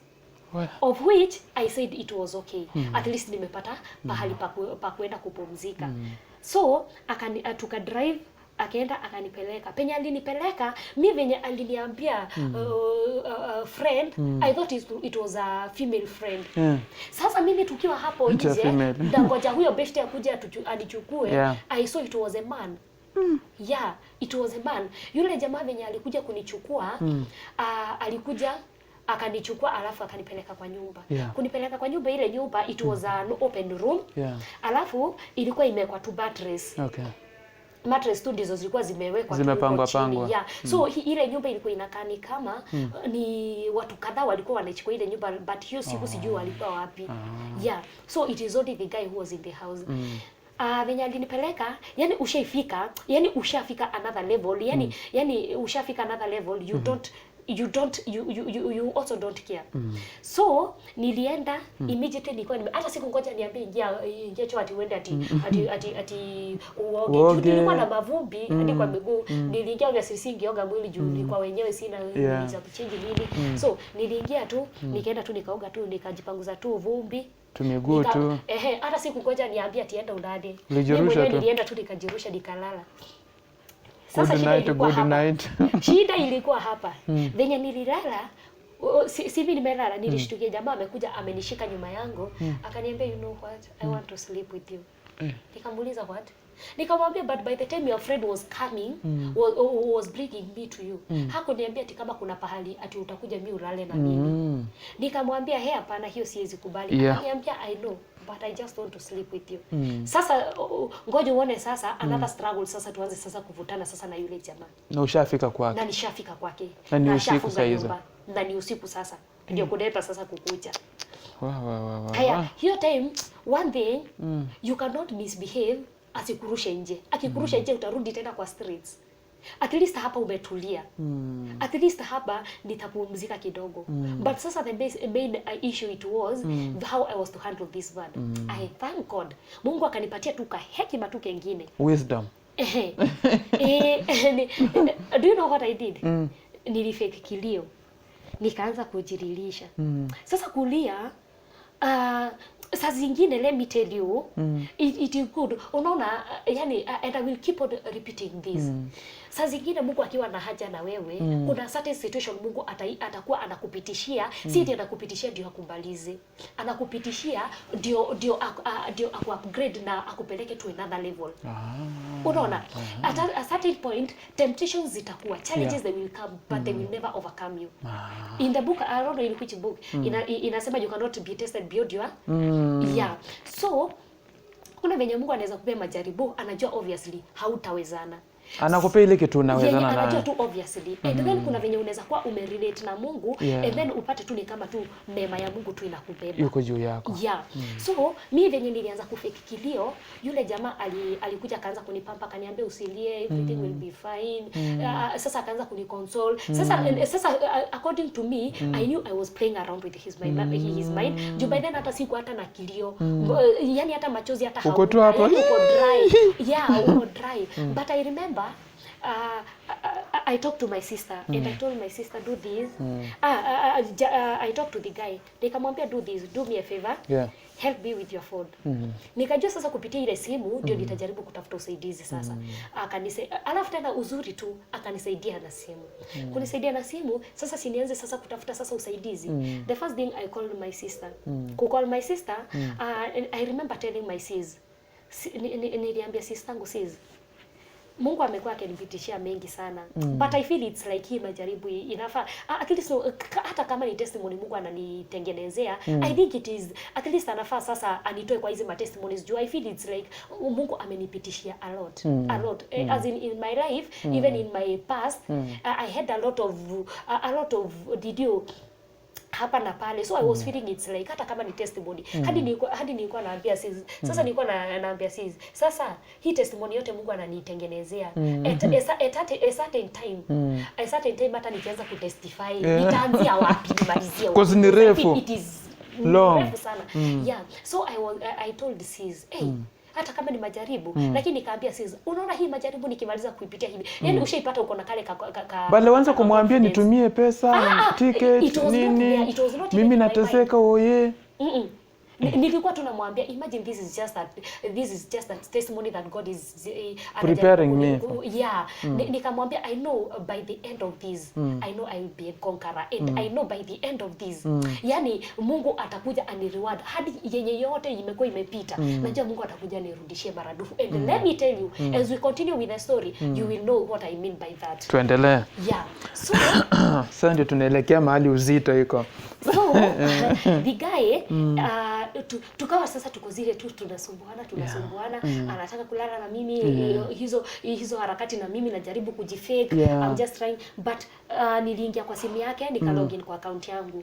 Kulogin kwa my account, nikaingia kwa group of Kenyans in Bahrain. Nikachukua, me personally by the way, sikwangi hii tabia ya kwenda kupost kwa nini za watu, ama kwenda kucomment. I'm not that kind of a person. Unaweza pata maybe yani na follow watu wengi sana, but you will never see me either commenting, as in especially if I have nothing to say. I'll just keep quiet. So nilishindwa, nitaenda nianze kuelezea watu waje kwa group. So nikatafuta dem moja mwenye alikuwa na post sana kwa group. Nikaingia kwa inbox yake, nikamwambia, please, I'm in this situation, if you can help me please, or you can post for me, anybody who can just come up and try to help me. Akaenda kanipostia.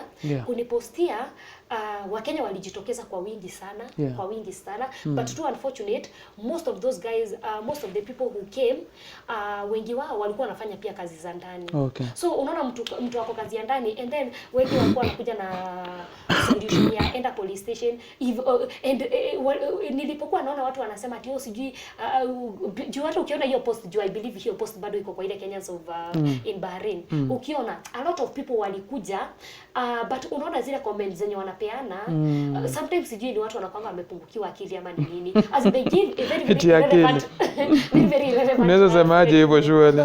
Ni situation pia inafoswa. But you know the problem is as in you cannot just come, and let me tell you as in there is no way kazi yako inaweza kuwa you can be too much idle. Kazi yako ni kujanga tu kucomment ujinga tu kwa post za watu. Kwa video za watu wapi? It makes no sense. Hata kuna mtu atacomment tu hizo ni jaba. Exactly. Especially squeeze watu wako na hizo nini. But the main point I always say, unaona, and I'm saying this in this platform for the first time, I'm saying this in your platform. Unaona mostly hao watu wenye wanakujanga kusema kuna kila mtu ako na right ya kusema chenye utasema. You have every right to come and comment and say whatever you want, and each and every one of you anapeananga his own or what you think or what you your opinion. And na nyinyi wote you are right, si ati nyinyi wote mko wrong. Nyinyi wote, if you just look at it in a different perspective, you will notice that all of them wako tu sawa. But let me tell you, unaona kwa wenye watakuja wa comment negativity, imagine out of that hautakosa mtu mmoja ama wawili. Alafu tena hakuna venye unaweza kuja ufurahishe watu wote 100. Kweli. Out of the 100 kuna yule mmoja mwenye atafanya nini. I have been unaweza pata mtu atakuja a comment maybe negativity in a certain video, but out of that hautakosa mtu mmoja mwenye atakuja aseme by the way, imagine you have taught me something, imagine I have learned something. You let me tell you, I have seen most of the people coming for me na hizi even as I talk. Ni watu wengi sana hadi nimesaidia to go even to the same Bahrain. Na wengine hata si wa Kenya. Wengine hata ni wa nje. Na mbona wewe sasa usirudi huko? Okay, hiyo tutakuja kuongea. Sawa. So out of that story kuna mwenye atasema hizo ni stories za jaba. Lakini imagine kuna mtu bado anapata usaidizi out of the same thing. You as a person unaona it is like it is not making stories za jaba. Unaona. So where were we? Umepost nini? Nimepost. So watu wakajitokeza pale, kila mtu akapeana different opinion. Kuna wenye walikuwa wanasema mbona polisi, nikikuja pale nijidefend niseme polisi nimeenda but hawajanisaidia. Bado kuna mtu ako na guts za kukuja kuargue with me. Imagine and let me tell you, up until you will be in that situation, you cannot explain and you cannot feel it like kunaambiangwa the wearer of the shoe knows why it is. Yes. So kuna mtu hataelewa hiyo pain. So kuna mwenye utasema bado akuje argue na wewe ati polisi wanawezaje ati kukusaidia, polisi ati wanawezaje kufanya hivyo, ati hiyo ni uongo zako. And can you imagine, na huyo mtu that is what you know. Huyo mtu hayuko na wewe hapo. But until it happens to you, you cannot understand what you are saying. You see? So wengine wanasema sijui enda kwa representatives. Sorry, kuna pahali niliskip. Pale pa police station venye representatives walipigiwa wakuja wanichukue, mwenye nilipigia venye alisikia sina documents, aliniruka, alinigeuka akasema hata hajui kama mimi ni Mkenya. Alinigeuka, but I believe that happened. You know, at first I was very bitter. During that moment I was very bitter with them, and I was like, they cannot help, they can never help. But the most funniest thing is the same people who never helped me. I have connected a few people na wamesaidika, lakini mimi sikusaidika. So I always believe each and everything happened with a reason. So and hakuna venye naweza kuja hapa nianze kuwatanishia jina ati niseme hawasaidiangi sijui nini. In one way or the other, ingawa mimi sikusaidika kuwapitia, lakini nimeona watu wamesaidia. Unaona? So venye walinigeuka so watu wako pale wanakuambia ati umejaribu kuongea na huyu representative, the same representative umeanza kuongea naye from the word go, lakini ilifika pahali wakanawa mikono wakaenda chini ya maji. So you are like these people, no matter how much you stay in that post ati thinking that they will help, they are trained to give you their opinions, but hizo opinions zote wewe ushajaribu, but zimegonga mwamba zote. So you have no other option. But there is this lady mwenye alijitokeza. I can't remember her well, but I would like to appreciate that lady wherever she is.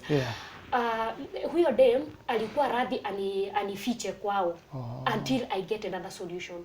But sasa unfortunately ile time yenye nilikuwa nafaa kutoka akawa sasa na yeye sister ya madamu wake amekuja akamchukua, so akaniambia itabidi kwanza nisiende juu already washatoka kwa nyumba. Unaona? So ikabidi sasa that was the only hope yenye nilikuwa nimebaki nayo. But let me tell you, unaona, by the end of the day, during that situation yote, hizo harakati zote, kuna kitu moja nilikuwa naambia Mungu. Nilikuwa naambia God, no matter what, usikubali usiku iingie nikiwa kwa hii nyumba. Hiyo ni kitu nilikuwa naambia Mungu. Na nilikuwa naahidi Mungu. Nilikuwa yani ni kama ni agano tulikuwa tunakubali, tulikuwa tunafanya nini na Mungu. Nilikuwa naambia Mungu, no matter what, usikubali tena usiku ifike nikiwa kwa hii nyumba. Sasa hata nisipopata solution bado nilikuwa naambia Mungu, sijapata solution bado, but remember by the end of the day sitaki usiku ingie nikiwa kwa hii nyumba. Everything. So kitu saa 7 hapo venye ilifika, there is huyo jamaa sasa ikafika pale sasa tukawa tunasumbuana sana. So ikafika pale nikamwambia, akaanza kuniambia ati you know, sasa akaanza sasa kurejesha zile mastori sasa za kulala na mimi. So nikamwambia no, I don't want to sleep with you.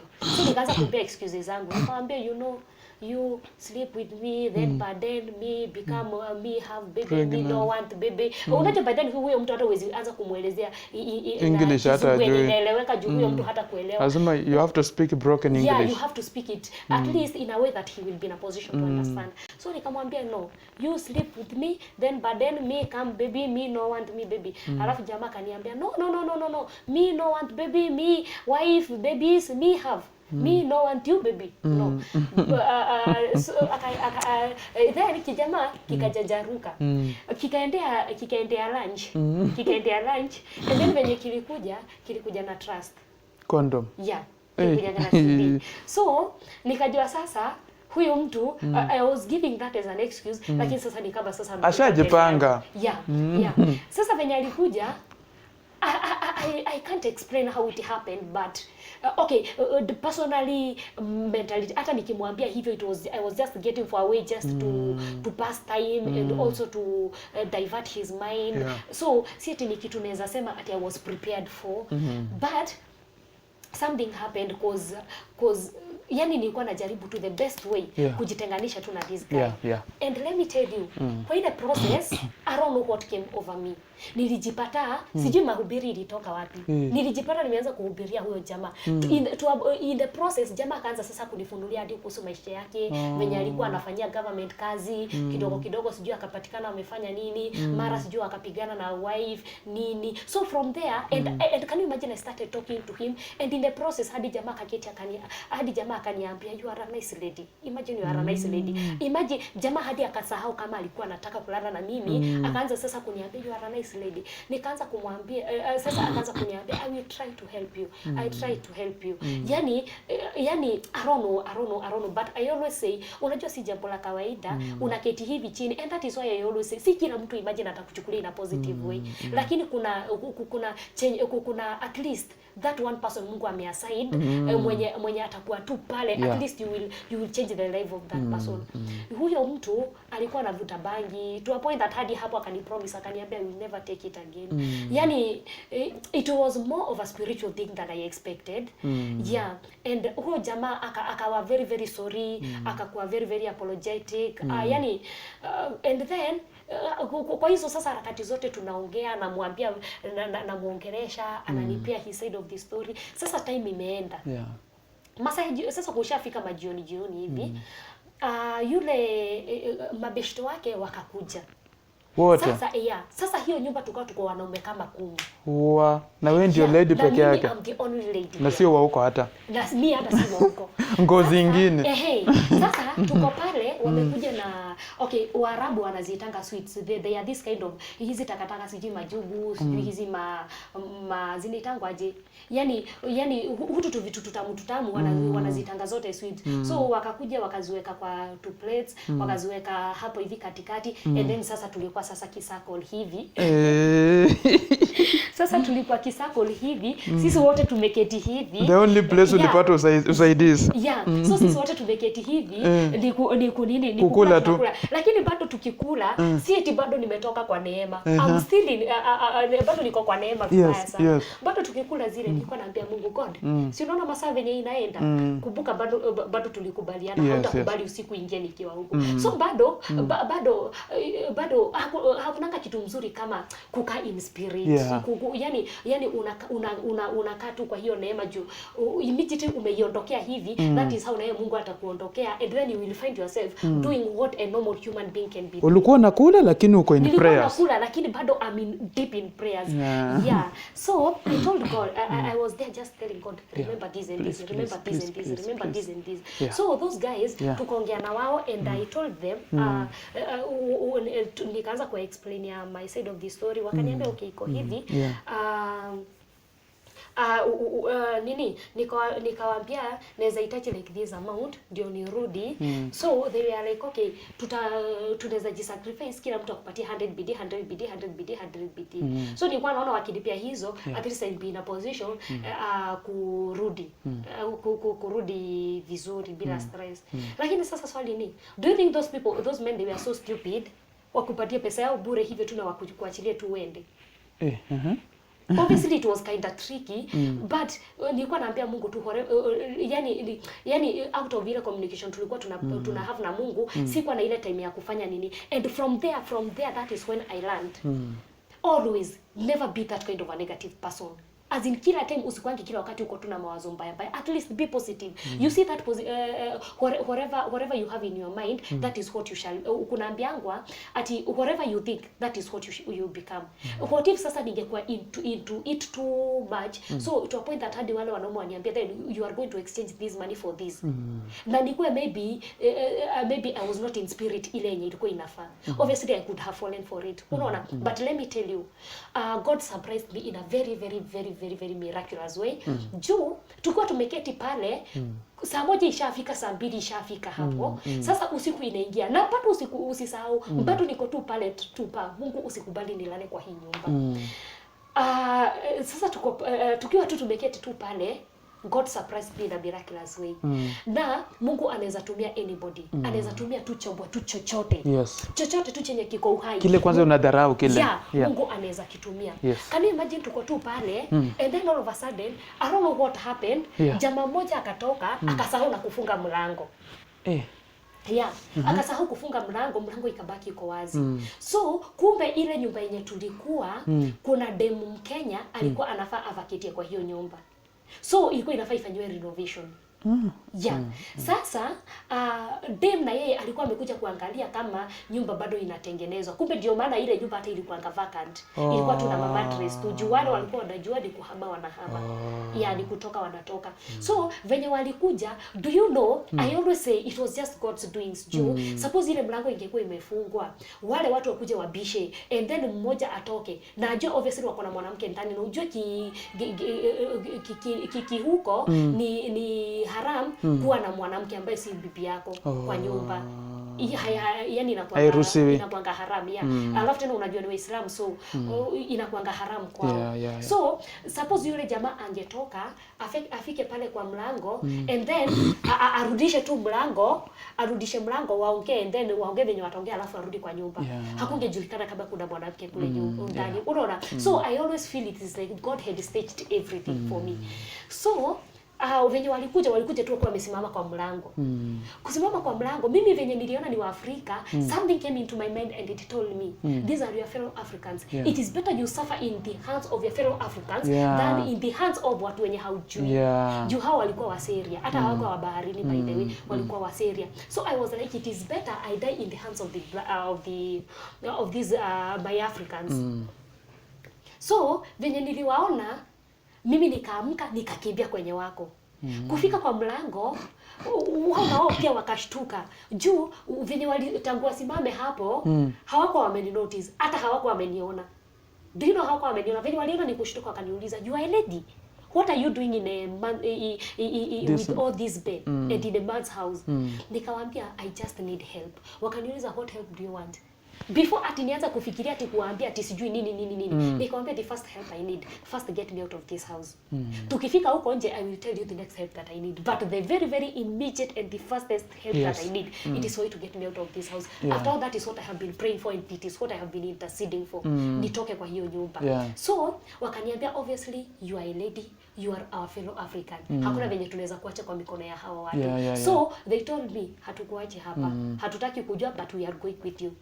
Si mimi nikafanya nini juu wao hata walikuwa wananiambia sisi hata tulikuwa tunaona tu ni mwanaume. Kwani walikuwa wanaongea Kiswahili? Walikuwa wanaongea Kiswahili? Hata ilikuwa tu Mkenya mmoja, Mganda mmoja na one Ghanaian. So uliongea na nani hapa au Mkenya ama nani kati yao? Sasa nilienda nikaongea Kizungu, obviously juu sikuwa najua wametoka wapi. Lakini sasa kuongea nikamwambia mimi niliwaambia the first help I need it is to get out of this house. So kutoka ndipo akaniuliza, and you are from which country? Nikamwambia I'm from Kenya. Wakaniambia oh, this lady she's also a Kenyan. So kutoka hapo wakaambia huyu dem anichukue aende na mimi kwenye alikuwa anakaa. That is before ahamie huku juu hii nyumba bado haikuwa ready. But sitakaje kujaji huyo dem. She tried because even later bado ni aliniletea nguo za kuchange. So sitakaje ku blame, but alisema kwenye yako there are a lot of ladies, so hakuna venye inaweza pata nafasi. So akasema not unless maybe anichukue after vacate to this place. So I was like it's fine. So sasa hao majamaa wawili sasa ndio wabaki sasa ni wao sasa, actually and the lady left. So ni hao majamaa sasa wajue kwenye watanipeleka ama wajue venye watafanya. So this guy, huyu Muganda akasema yeye anaweza nichukua kwa accommodation yao, but that is if at all I'll be comfortable being in the same accommodation with men. Juu hakuna wanawake huko. So I was like by the end of the day, hata kwenye nilikuwa na wanaume na ni wanaume wa from another new. So it is better nikuwe na wanaume wa Afrika wenzangu than kule kwenye nilikuwa wa Arabu. So I was like okay.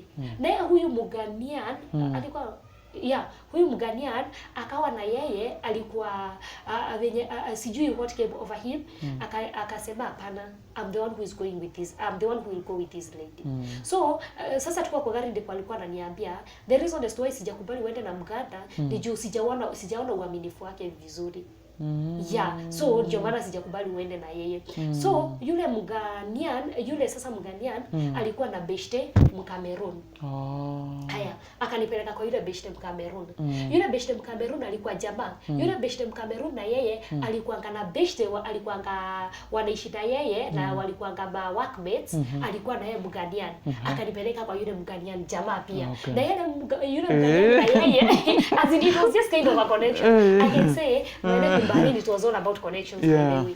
So na yule Mghanaian alikuwa na dem Mkenya. So that is where I came in. So finally I ended up kwa mikono ya yule Mkenya. Lakini yule Mkenya, one thing alikuwa anaogopa juu by then, okay I'm sorry to say this, but by then ilikuwa time ya COVID, so bado jobs hakukuwa nazo. Watu wengi hata walikuwa wamesimamishwa kazi. That lady was also affected na hiyo nini juu pia yeye alikuwa amesimamishwa job. But sasa huyu Mghanaian si alikuwa chali yake. So at least the guy was working, so he was in a better position at least ku chip in kwa huyu dem. Unaona? So kumbe I never knew that huyu naye Mcameroon mwenye aliniconnect kwa huyu Mghana ndio huyu Mghana aniconnect kwa Mkenya. Sasa huyu Mcameroon alikuwa ameambia huyu dem in case akipata dem Mkenya ama asikie dem Mkenya anaweza mconnect akue dem yake. Sasa nimefika pale, so jamaa ameangukia jackpot. Jackpot. Let me tell you, the funny thing, I never noticed it. Let me tell you, ndio maana huwa nasema no matter what situation you are going through, usiwahi kuwa na ile evil mind ama ile negativity. Itakulead, utajipata tu mess up juu ya ile mentality yako. So always be positive. Yani I was too positive to a point that even venye yule jamaa aliniona tu hivi na akaniconnect na yule dem. Huyo jamaa in fact hiyo siku bado ni alitubaiya gasapa. Na kitu is hit kwa my mind kama kuna kitu inaweza kuwa maybe iko behind na mimi sijui. Behind the scene there's something is happening. So nilikuja kujua after 1 day, 2 days, 3 days, na yule jamaa akakuja na yeye pia akakuja akanifanyia shopping ya manguo. Lakini hii time yote sina akili ile ya ati maybe huyu jamaa anaweza kuwa maybe ako interested. Hauko unaona na huyu mtu, na huyu mtu sure. Azidi ushaikaa and then the fact that already I had already hata kutoka pale mwanzo I had already started working out in my relationship back in Kenya. So and then I'm the kind of a person ati siezi zura ama kuzunguka ati kutoka kwa huyu niko kwa huyu. So I was already focused and I knew as long as I'm the kind of a person, as long as I'm with a man, I don't see any essence of me kurukaruka. Okay. Unaona? So I was in that point whereby sasa hata kama angenifanyia hivyo mimi nilikuwa nafikiria wananisaidia just innocently. Haike hit my mind ati wananisaidia with another intention. Kumbe sha fall in love. So jamaa amekuja akanibaia manguo.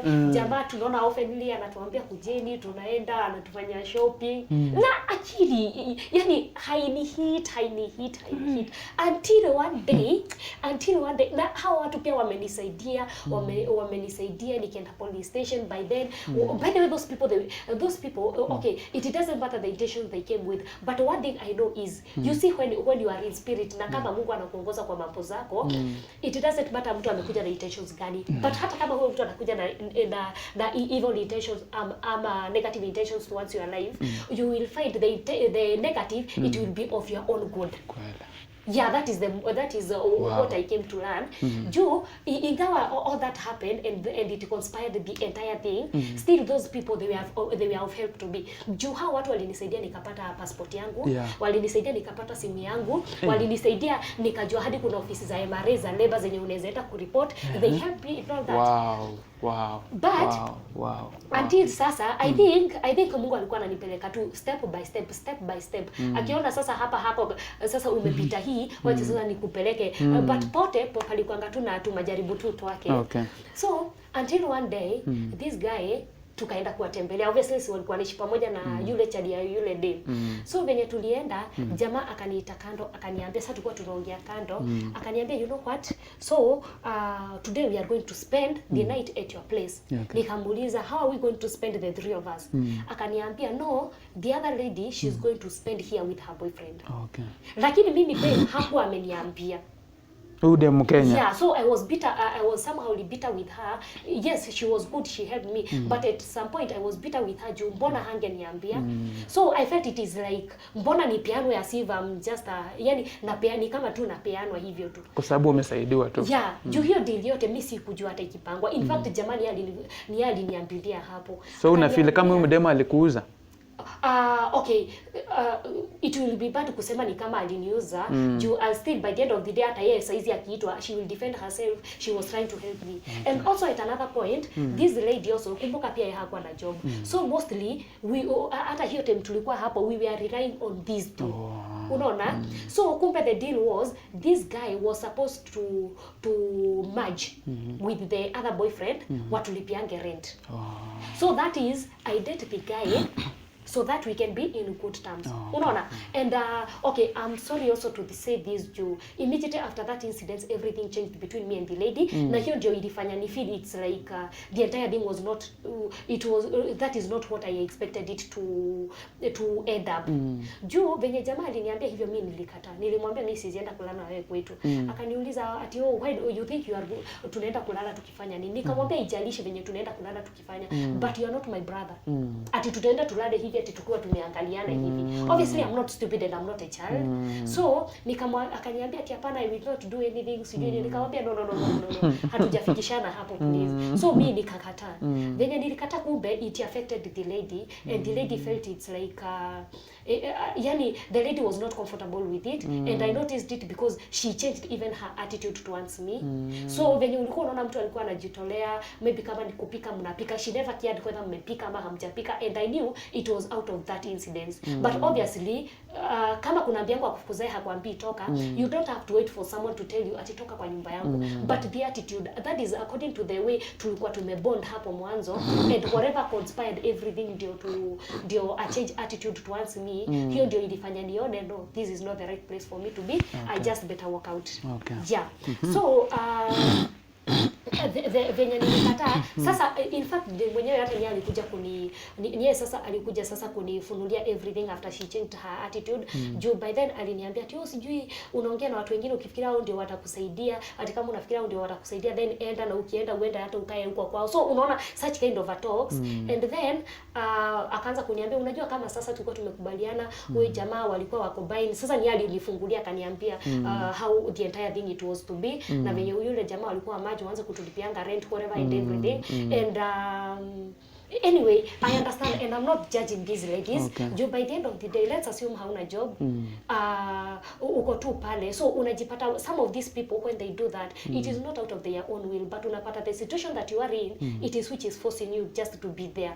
You have no other alternative. But to me, to suggest kama mimi ni kuulizwa ama niambiwe maybe ama niulizwe the best thing, naweza ambia mtu just tegemea tu Mungu. Juu Mungu ni atatumia the same people to come and to come into your life. Juu me all that unaona from the word go up to that point, hakuna pahali nimejaribu kuji-mess up ama hakuna pahali nimejaribu kufanya something just because of desperation. Unaona, but still God was still coming through for me. So that means with God everything is possible. With God everything that you need, it will come through. With God the entire thing that you need, as long as you are just there, you just stick with your God, God will always come through for you. So ilifika siku na mimi nikaamua basi wacha nitoke niende, of which it was so unfair.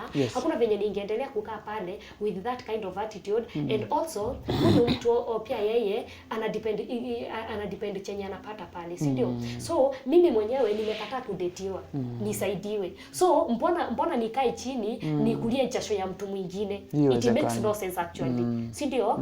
So I felt also I was also unfair. So and since I couldn't do what was supposed to be, what I was supposed to be done, that's why I decided let me just walk out. So si eti alinifukuza, but according to the situation I felt the best thing it was for me to walk out. Sasa hizo na walk out, si eti hata na walk out nikijua kwenye naenda. Nili walk out nikaenda sasa kwa zile labor office juu already nilikuwa nishaonyeshwa na nilikuwa nishajua. And then the lady advised me, akaniambia ukifika huko usikubali kutoka huko kama hujapata usaidizi. Yeah, that is the last advice that she gave to me. And I went. Kufika kwa zile ofisi za labor, nimeingia ndani. Kuingia ndani wakaniambia kesi yangu haiko huko, iko police station. Sasa nirudi the same police station yenye nilikuwa pale mwanzo, nirudi huko niende nisolve issue huko. Kufika pale ulianza safari ndefu. Kufika pale nje, can you imagine you are at that point, tena umerudi umeanza kuwa stranded tena. Sasa nafikiria venye nitafika police station na sina transport ya kunifikisha huko, sina means ya kunifikisha huko na sijui nitafika huko aje. Niliketi hapo chini, nikasimama kwa post ilikuanga hapo nje. And I remember telling God, I'm in this situation again. And since since I have seen you through in my journey, even now I believe that you will still come through for me. Whatever way you want to make, yani nilikuwa na feel there is this way that God want to, yani kuna njia Mungu anataka kutengeneza, but sijui ni gani. So I told God, whatever way you are trying to make now, can you make it fast, because I feel it's like I'm running out of patience. Sasa ikafika pahali and then hakunanga kitu mzuri kama ukiitanishwa ukijiona sasa wewe ni mtoto wa Mungu, unajiitanishanga na Mungu in everything. So you feel it is like mtoto venye huwa anadaisha kitu kwa baba yake. So I felt I had every right to demand anything from God, and I knew he could deliver it. So it reached a point I was running out of patience. I started commanding God sasa. Yani inafika point, yani ile pressure uko nayo, you just start commanding. Umechoka hata akili nini. I told God, whatever way you are planning to make, can you hasten it, because I feel it's like I'm running out of patience. So do it fast. Hapo tu, let me tell you, this God is a faithful God. Guy, hapo tu kukapita jamaa alikuwa Msudanese. Alafu alikuwa na mdemu Ethiopia. Wakapita wakaingia ndani. Venye walimaliza shughuli ndani kutoka, wakanipata bado niko pale kwa ile post, hakuna bado niko tu pale. Ndipo wakafikiria jamaa pia alikuwa MBDF. Ni Msudanese but anafanya MBDF huko. So wakasimama wakaniuliza, na sasa wakaniuliza you from Africa? Nikawambia yes. Wakaniuliza, what are you doing here? Nikawambia I have a certain problem. Wakaniuliza, what help do you need now? Nikawambia I just want to go to the police station and I don't have any means. Wakaniambia okay, we can just give you a ride. So wakaniebeba na gari yao.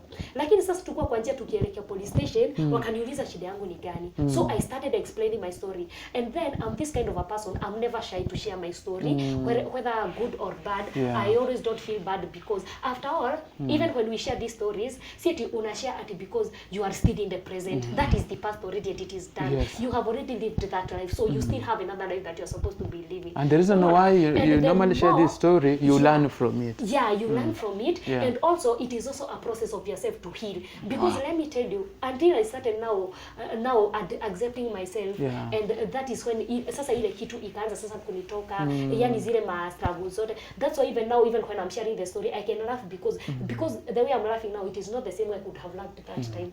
Unaona? So I shared with them from where it started and penye ilikuwa imefika, and the guy was like, according to your story, you don't have to go to the police station. Yes. Kama hapo ndipo mlifikishana, you just get your own means. Yani kila mtu alikuwa ananiambia tafuta your own means. Yeah. So akaniambia I have a friend of mine who is a Kenyan.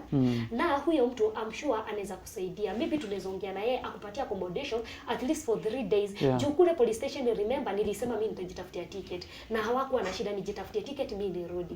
Unaona? So akaniambia at least you can go there as you settle your issue. Yeah. Nikasema it's okay. So tukaenda tukafika pahali tukadrop ile dem. So tukabaki bibi na jamaa kaniambia nitoke kiti ya nyuma nikuje kiti ya mbele. Kukuja kiti ya mbele and it is something I want people to learn. I don't know why, but mostly men they always like taking advantage of ladies, especially when they see your desperation. Unaona? Juu this guy venye niliketi kiti yake venye niliketi pale mbele tulienda na akanipeleka, but on the way alikuwa ananipa story ya ati anaweza nisaidia, akona bro yake sijui ni lawyer huko, anaweza nisaidia kufile a case against my sponsors Joani. Tukafika pahali akaanza kuniambia venye anaweza nisaidia nini. So akawa zile za ati nikubali kuenda na yeye kwake. Unaenda kwake under which circumstance? Na kwanza ikuwa uende kwake. Na kwanza siku hata niende kwake. Kuna kwenye nilikuwa nafaa nipeleke. Nikamwambia do this. Yani kwangu mimi I don't know, but I thank God because the decisions that I always made, God was just directing me in one way or the other. I told the guy, before tuende kwako, yes, I felt he could have helped, lakini I told him, before tuende kwako, just first take me to this Kenyan guy, mwenye ulini connect naye, because I feel, tukifika huko, ndio asione ni kama tulikuwa tunamchezea. At least after there now, we can proceed and you take me to your place. That's what we did. Akanipeleka kwa jamaa akakuja akanichukua akanipeleka kwake. Kufika kwake jamaa akabaki kwa gari. So akiningojea sasa nitoke tuende kwake. Kufika kule nikaambia this Kenyan guy because I was feeling tena nikaanza kufeel it. Yes, yule amenisaidia. After all amekuwa usaidizi mkubwa sana kwangu, lakini I was like it is better than ninganganie sasa hapa kwa Mkenya mwenzangu. Tuongee Kiswahili tuelewane. Niko yule Msudani ingawa alinisaidia. Unaona? So I told this Kenyan guy. Watu wanasafa ise. I told this Kenyan guy. This guy ananiambia anaweza nisaidia hivi na hivi na hivi. How do you feel about that? At least I felt Mkenya mwenzangu angeni mislead. Yaani sijui mbona nilikuwa naaminia tu. Akaniambia obviously you are a grown up. Mwanaume akikwambia anataka uende kwake, kama mwanamke na nini unafaa ujue ni nini anataka haswa kwako. So wewe ukienda enda, lakini ujue lakini ukae prepared what you are expecting there. When aliniambia hivyo, that's how I blocked the guy. Alikuwa ananipigia na mkata, ni finally nikamblock, si kutoka. Na nikaamua sitaenda. So I stayed with that guy, na huyo jamaa aka connect na one of the embassy representatives. Embassy representatives ndiye sasa alikam through, akatuambia tumtumie nini yangu aniangalilie passport, aniangalilie visa, how it was. But the funniest thing, MRA kule kwa labor waliniambia visa yangu imekuwa cancel na boss. Huyu akiangalia representative akaniambia hiyo kitu inaonekana bado iko valid. Aliniambia iko valid. Lakini sasa sisi tukiangalia kwetu haiko inaonyeshana kwa system haiko inaonyeshana anything. So I was torn in between the three. Which is which? Yes, labor wanaweza kuwa wananiambia ukweli. Her representative pia yeye si eti ni mara ya kwanza ana handle such case, so I also believed in him. And so hii yetu ndio bado si kwa conscious nayo. So tukamuuliza what else can we do? Akaniambia hiyo visa yangu inaonekana ina expire in by then it was 5 months time. 5 months time I think. Was it 5 or 4? Kind of. Akaniambia inaonekana it was to expire in 5 months time. So akaniambia akatusuggestia nifanye hivi, nitafute job nifanye as I wait for it to expire, ndio pale kwa exit isiniletee shida. Akaniambia nitafute at least I just get a way of living. That is kama juu nilimuelezea my story, my side of the story. Akakompea hiyo story, akaniambia then kama hapo ndipo imefika, the best thing just wait, utoke ile wakati wenyewe utatoka bila kusumbuana na wao ati juu ya visa ama anything like that. Unaona? So that is the suggestion alipeana and we felt it was still good. So obviously hakuna venye ningeishi kwa yule jamaa. So that was another hassle. So na yeye akaniconnect to another lady. Mkenya sasa. So that Kenyan lady akakuja akanichukua. By then sikuwa na pesa, so I had called home. Juu walikuwa washa prepare venye watanilipia ticket and everything. So yes, walikuwa wanatupesa lakini hawakuwa wanatupesa twingi vile, walikuwa na around 12k. Ni pesa pia, ni pesa. Wameng'ang'ana zaidi. Walikuwa wameng'ang'ana actually considering na ile hali ya huko. Tunashukuru sana. And kuna watu wataka sijui hiyo niongelelea pale mwisho. Wacha nitaongelea pale mwisho hiyo. Nilikuwa wakanitumia 12k, so ile 12k nikaenda nikatafuta bed space. Yule dema akanisaidia kutafuta bed space na nikapata bed space. Ile bed space tulikuwa tunalipa 30 BD. 30 BD by then ilikuwa ina rhyme up kitu to 8000 hapo. So nililipa hiyo 8k alafu nikalipa nusu ya the next month. So at least nikajua nimejisota alafu nikabakisha tu pesa tu dogo. Aleza huko kwako. Nini sasa hizo zinakuanga ani mali tu utakuwa na kaa. At least hapo. Ani mali penye una sumbufu na mtu. But I remember nilipofika huko nje, I remember sasa kutoka hapo sasa nikaji-accept. Nasikiaga kuna makemboi, so I have to accept myself that I am a fully now Kemboi. Pale mbele singeji-accept juu bado nilikuwa na harakati za kurudi nyumbani. Lakini sasa I just have to accept my situation, I have to accept myself. So and that's how I just accepted that I'm fully a Kemboi. So that is where I am. So I have to start up from there now. So huyu jamaa huyu dem, I remember asking her, sasa juu nimejipata hapa nje, I have like 5 months. How will I survive or how will I cope up with this life?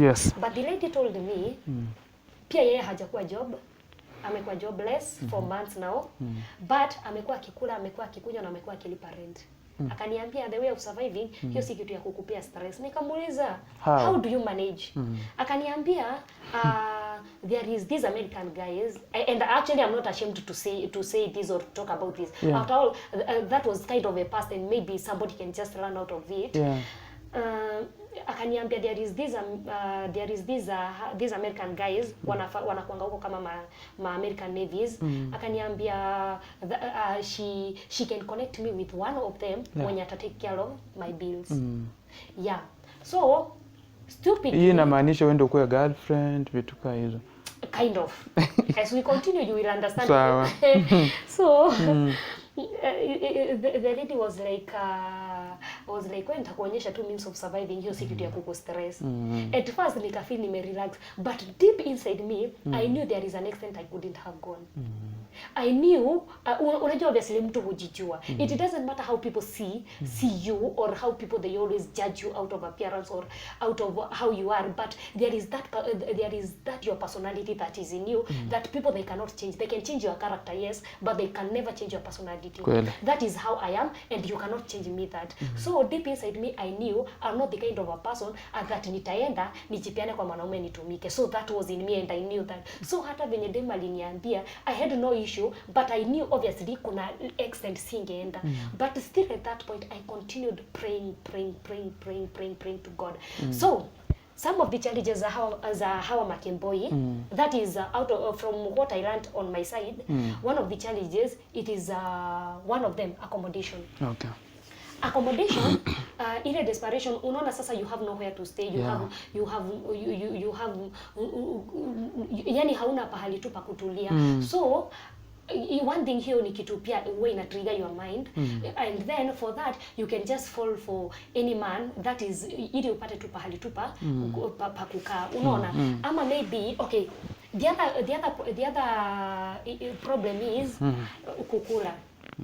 Unaona kama sasa kuna venye unaweza kaa, unataka kukula, unataka kukunywa, and still you are not working, you are just there, unaona. So still also that is also another challenge. So out of many things huwa zina contribute, ndio maana unapatanga most of the people huwa wanaingilia makemboi sana. Okay. Na okay, sina issue na wao kuingililiwa, but at times how I wish people they can try to be considerate that si makemboi wote wako huko nje wanakuanga into immorality, ama si all kemboys wanakuanga pale in form of yes, wengi huwa wanasema kemboi wanakuanga ma sex workers. Sipingi hiyo, and also I'm not agreeing to that, but it depends. It depends. Unapata tu situation tu imekupata. Kuna mtu utampata pale atakuwa kwa comment section atafight back ati ni situation gani hiyo, mbona usitoke uende utafute kazi. One thing people they need to understand is si kila mtu anakuanga na favor. Na venye wewe utaenda ukubalike upate kazi haraka, kuna mtu maybe ile kazi yenye wewe uko nayo, kuna mwingine pia anaweza take like years before apate the same job. So kila mtu anakuanga na grace yake. Who is a kemboi? Kwa sababu kuna yule mwenye ametoka kwa mdozi ameenda kujitafutia job na kuna yule sex worker. Okay. So between these two, who is a kemboi? Okay, wote ni makemboi. Juu kemboi, that means you are in that country illegally. Hauko kwa sponsor mwenye alikupeleka. So in short, you are a runaway. Okay. Inamaanisha runaway. Ndio maana hata boss wako akienda kukuripoti pale, anakuripoti ingine kesi ya runaway. Ulitoroka kwake na yeye alikupeleka huko. So you are a kemboi. Although kemboi sasa si ni jina walijiita tu. Nimeuliza kwa niaba ya it is runaway. Nimeuliza kwa niaba ya our viewers. So unapata the situation that you are in inakulead ama inakufanya maybe, alafu tena kuna watu wengine unapatanga out of that situation, you feel it's like you are even losing your mind. So you feel you are even becoming a don't care. We have had of late, tumesikia a lot of cases, unasikia makemboi venye wanafanyana Saudi Arabia, ni wao wenyewe wanakuja kutuletea these reports. Sisi hatuko hapo, so hatujui, but them themselves they are coming to bring all these videos and everything huko kwa media, unaona. So out of that we have heard of how kemboys they behave out there. So sita judge each and every kemboi juu najua si wote wako immoral. Wengine wao wamejaribu ku maintain their dignity sana. Okay. And even if you find maybe a situation it is pushing you, but you are doing it in a respectful way, not in a violence way or whatever. And then mimi the fact that nikitoka nilipata kuna wenye walikuwa wamefight na walikuwa wamechomana. So na hapo ka video kalikuwa kame-trend sana. Alafu tena kuna wengine pia walikuwa walikuwa wamechukuliwa video how can I call it without disrespect, without nini, as in how can I even call it? Unaweza sema tu kwa Kiswahili. Sijui hata niseme kwa Kiswahili because okay, what can I call it? Sijui niseme they were just there having fun or they were just doing whatever. Okay. Yeah, they were there and then they happened to take a video na hako ka video pia kaka trend sana. So ukapata watu walikuwa wanaingilia sana makemboi. So the fact that na mimi nimejipata in that situation, I promised myself one thing. Nikajipromise I will never fight with a woman just because of a man. Juu hii story yote ulikuwa unasikia hawa wamepigana, and apart from that kuna zenye pia mimi personally niliwitness na nikaona watu they are having a lot of fights sana wanapigania wanaume. Okay. Yeah. So I was like juu ni ngumu sana usikie huko ati wanaume wamepigania mwanamke. Ni wanawake huko wanapigania wanaume. And if I might say as in it ni wa Kenya tu. not only Kenyans,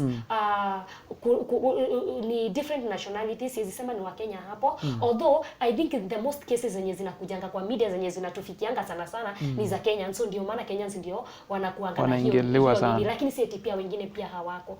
Pia wengine wako, they are doing whatever Kenyans they are doing, only that za Kenya huwa zina shoot, yani huwa zina kwa publicly zina come so this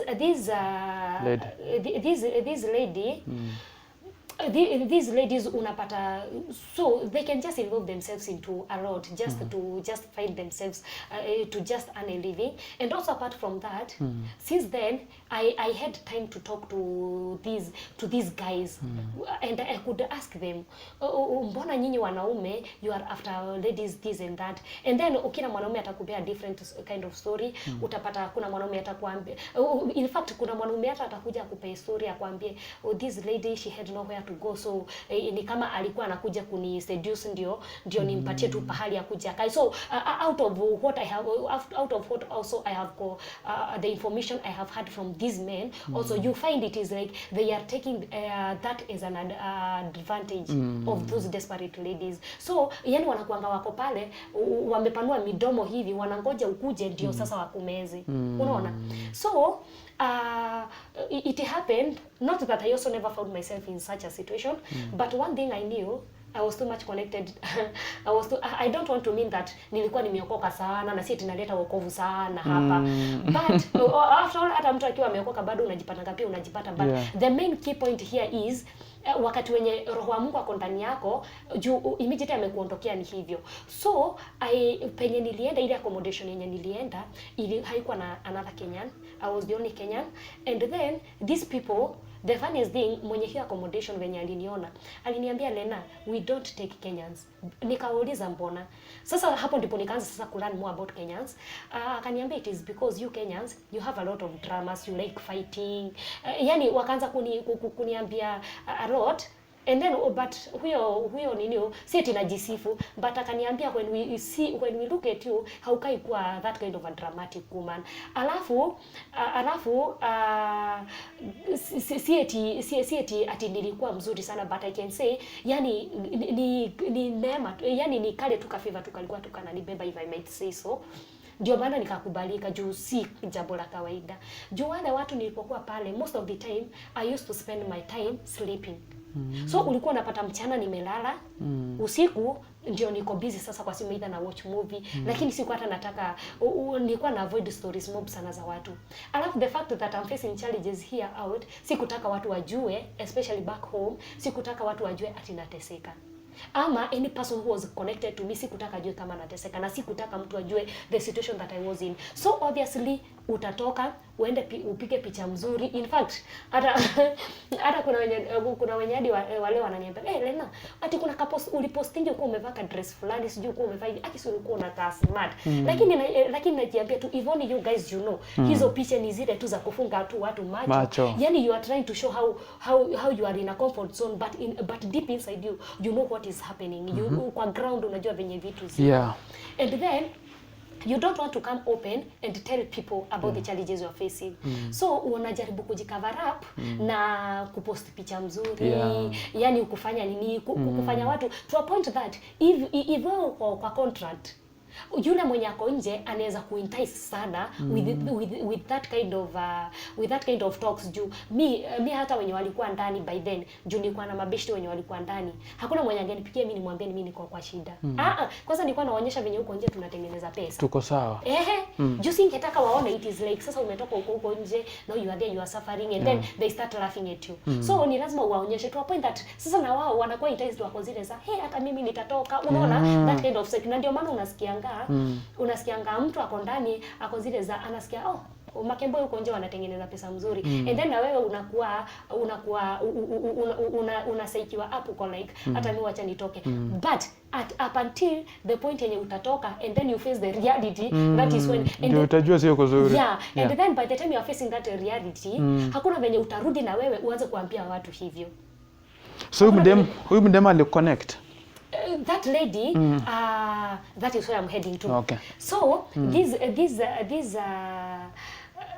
these people wakawa sasa they were there for me, wangepika, walikuwa wanapika, wananipea food. By the way, siwezi sema niliteseka nilikuwa kwa hiyo accommodation.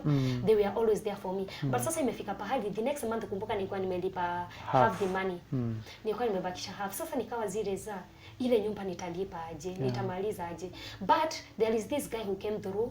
He was a good friend of mine, tukao tunaongea, akaniambia ati anataka niende ni spend over kwake, and obviously I knew nikienda kwake nitapata pesa. That was 100% sure. So but I remember ile siku vile tulikubaliana, akaniambia nitakujia kesho, and I knew at least hapo nitaenda nipate tu pesa twangu tu, nikuje tu nimalizie tu rent. Nikaenda, but that day something happened. That is something happened. Nikiwa pale najitayarisha, ameniambia anakuja. So nikijitayarisha, nilipoenda kuoga, something hit my mind. Lena, this is not you. This is not what you are supposed to be doing. Why are you doing this? And I remember I cried. Nililia. Nililia kwa ile kwa ile nini, nikitake shower. Nikalia. Nikauliza Mungu, surely umekubali nifike this point hadi unafanya nitoke kwa wema wako ndio niende nijipate nikifanya hivi ati purposely just because of money. Nikakumbusha Mungu, kumbuka umekuwa pamoja na mimi. You have always provided for me. So mbona unifikisha hapa and then ukuje uniachanishe? Nikaambia God, if truly uaminifu wangu it means something to you, at least do something to stop me from going to this man's house. That is what I told God. And actually God was so faithful. By the time nilikuwa nasema nitoke kwa shower kuingia kwa room, immediately niliona tu blood imeanza kuflow. A period. In fact, I was not even supposed to be having my periods by then. Niliona tu imeanza kutoka, but immediately ilitoka. I was convinced this was a way God was trying to prevent me from going to that, because remember I had told God at least to do something to prevent me from going to this man's house. So when niliona hivyo, it was not a wonder to me. I felt it's like, so God is still with me. And I knew God, at least kuna kitu Mungu tu alikuwa amefanya tu kwangu. So I never felt bad. I texted the guy. I told the guy, you know what, this and this has happened. So akaniuliza, akaniambia it's okay. And then roho wa Mungu akaongeresha yule jamaa. Akaniambia, Lena, mimi kuna kitu moja nilipromise myself. Sitailana na dem mwenye amelewa ama mwenye ananyesha. So not unless maybe you are wewe mwenye unajisikia and you are in your right senses. That is the only point yenye naweza lala na wewe. Nikamuuliza, nilimtext tu nikamuuliza, so na nikamwekea tu question marks. Akaniambia it's fine, I'll just come see you and then I'll just leave. Nikamwambia it's okay. Can you imagine, jamaa alikuja akanipea pesa si kutarajia, without doing anything. Akakuja akanipatia, alinipianga a sum of 15 BD. Akanipatia hiyo pesa, kunipatia hiyo pesa, making the matters worse, akaniletea hadi shopping ya food. Akaniletea immediately, nilienda alinipigia tu akaniambia niko hapa nje. Akaniambia, wewe chukua hii pesa, wewe jishikilie tu nayo, alafu hiyo food at least inaweza kurun for like a few days. Let me tell you. 15 how much? 15 BD. By then ilikuwa pesa ngapi? Juu 10 BD ilikuwa kitu dhao ngapi? Ilikuwa kitu ngapi? But 15 BD, it was really a good amount of money by then. Ulilipa rent? Yeah, I managed to, yani unajua sasa rent yenye nilikuwa nimebakisha, sikuwa nimebakisha mob. So ile 15 BD, it was enough for me to pay the balance na nibakishe kitu kidogo. So venye nililipa na nikabakisha kitu kidogo, yani niliingia tu kwa room, nikaanza tu kulia, nikajiuliza, yani Mungu hivi tu ndivyo huko, yani hivi tu unaishi tu huko na yani huko tu unatembelea tu kwa neema. And let me tell you, I'm sorry to say this, but to Kembois, okay, maybe this is a challenge. I can challenge them in this way. Personally, I never used the form that people they always count us to be in. I never introduced myself to be a sex worker to manage my life. Unaona? But I depended on God. Now the same God always intervened into my need. But ulikuwa almost kama sio God. I was almost actually. Yani kuna ile unajipatanga mwili unataka lakini roho inakukatalia, lakini just because of the faithfulness you have to your God, yani unapata tu Mungu tu anakuja tu anakuepushia tu hiyo tu inapita. But seti ningeponea severally juu finally bado nilifika pale na nikaanguka. And that was the following month. And by the time nilikuwa nasema nianguke, nilianguka, Mungu akanihurumia, akanirejesha kwa line bado. Kama ushaanguka already. Yeah, kama nishaanguka. So what happened after that month, sasa hiyo month nimemaliza kulipa rent na sasa tumeingia sasa mwezi wa 3. Remember niko na miezi 5. So mwezi wa kwanza nilipa, mwezi wa pili nimelipa, so tumeingia mwezi wa 3. Mwezi wa 3 sina pesa. So I was like, nitoe pesa wapi?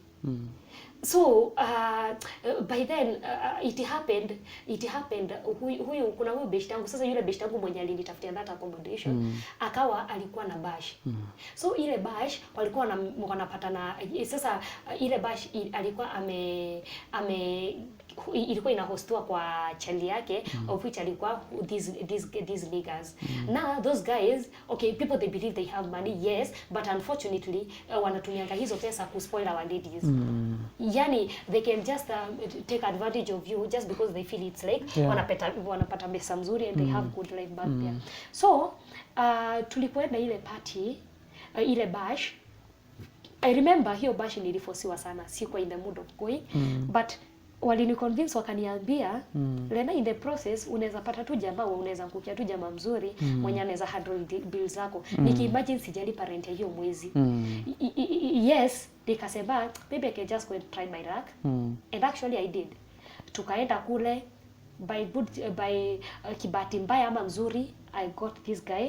Tukapatana na yeye, and then from there ile party, ile bash ilikatikia katikati. Nini saa 8 za usiku. Ile bash chali ya huyu dem alipatikana juu akiwa na dem mwingine tukiwa chini kwa nini. So hivyo ndivyo sasa vita ilitokea. Na mind you the same lady bado alikuwa bado Mkenya. Anyway, as they always say, Kenyans tunakuanga dramatic. I agree somehow. So wakateremka huko, so yule jamaa akakuja akatuvuruga, akatufukuza. Tukatolewa nje. Kutolewa nje ni saa 8 za usiku, hauna kwa kwenda. Sasa by good luck yule jamaa tulikuwa tumepatania tu kwa ile party, so at least sasa tulikuwa tumeanza sasa ile at least ku mingle. Unaona? Sasa tulipojuana tulipotolewa nje, akaniambia since you have nowhere to go, let me take you to let me drop you home. Kwenda kuni drop home, akaniambia since it is late, just go and spend at my place, and then kesho asubuhi nitakudrop home. And I was okay. And then I'm not the kind of a yani imagine me anytime mimi unaona hata mwanaume aniite kwake, sinanga ile mentality maybe huyo mwanaume anataka kunifanyia kitu chochote. Yani nakuanga na another kind of mentality apart from what other people they always think of. So hata venye aliniambia niende sikuwa na issue. So I just went, tukaenda alikuwa amelewa, of which pia mimi nilikuwa nimelewa lakini si sana. And I think nikawa kama Solomon wakati wenye alidanganyiliwa na Delilah. Yani alikuwa kwa neema sana, lakini wakati wenye alianguka kidogo hivyo ndivyo neema ilimuondokea. Sasa akabaki ako peke yake. So I think that is what happened to me. No matter how much nilikuwa nimejaribu kusimama, ikafika pahali sasa ikawa ilikuwa imefika hiyo point. So nika slide kidogo. One thing, kwanza nikalewa, na mimi sikuwa mtu wa kulewa. Mind you still bado usisahau bado nilikuanga mtu wa answers. So nikalewa hiyo siku, it was the first time by the way kulewa tangu nikuwe nini huko. And I think it was the last time kutoka hapo sikuwahi kunywa tena. So it was the first time, and I was like it was just an occasion drinking, so I had no issue with that. Lakini sasa ile kulewa nikapata neema ya Mungu ikawa imeniondokea.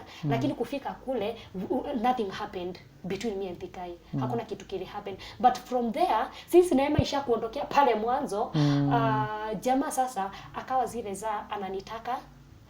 Ni sawa, best yangu akaniambia kama huyu jamaa anakutaka, hebu muulize anakutaka in which terms. A benefit with friends with benefit, ama nakutaka kama demu wake. Friends with benefit ni penye tunaenda tunamalizana, anipatie chenye ananipatia mimi nitoke. And girlfriend ni penye obviously there is a difference. You cannot both you, hakuna venye inaweza kuwa demu yako and at the same time you be your friend with benefit. So nilipouliza jamaa sasa mimi na ujinga yangu venye nilikuwa naambiwa ndivyo nilikuwa naenda najipata nimefanya. Unauliza jamaa. Nikaenda nikauliza jamaa. Wewe unataka kweli?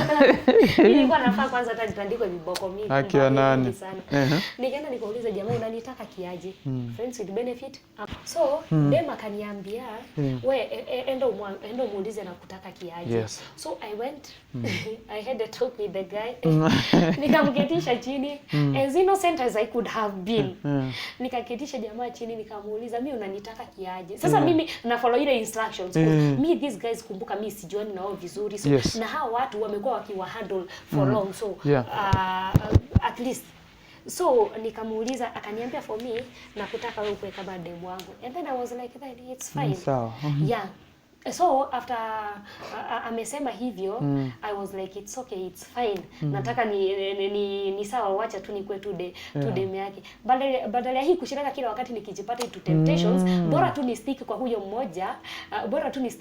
mmoja, at least by the end of the day bora nisijichanganya. Let me tell you, the most funny thing is siko nataka kujichanganya, but still at that point still bado nilikuwa sawa jo. Still bado si nilijichanganya bado, but then Roho wa Mungu bado alikuwa ameniondokea, alafu nimekuja nikaamua kujichanganya, but ile kujichanganya ni ile najichanganya in a very very stupid way.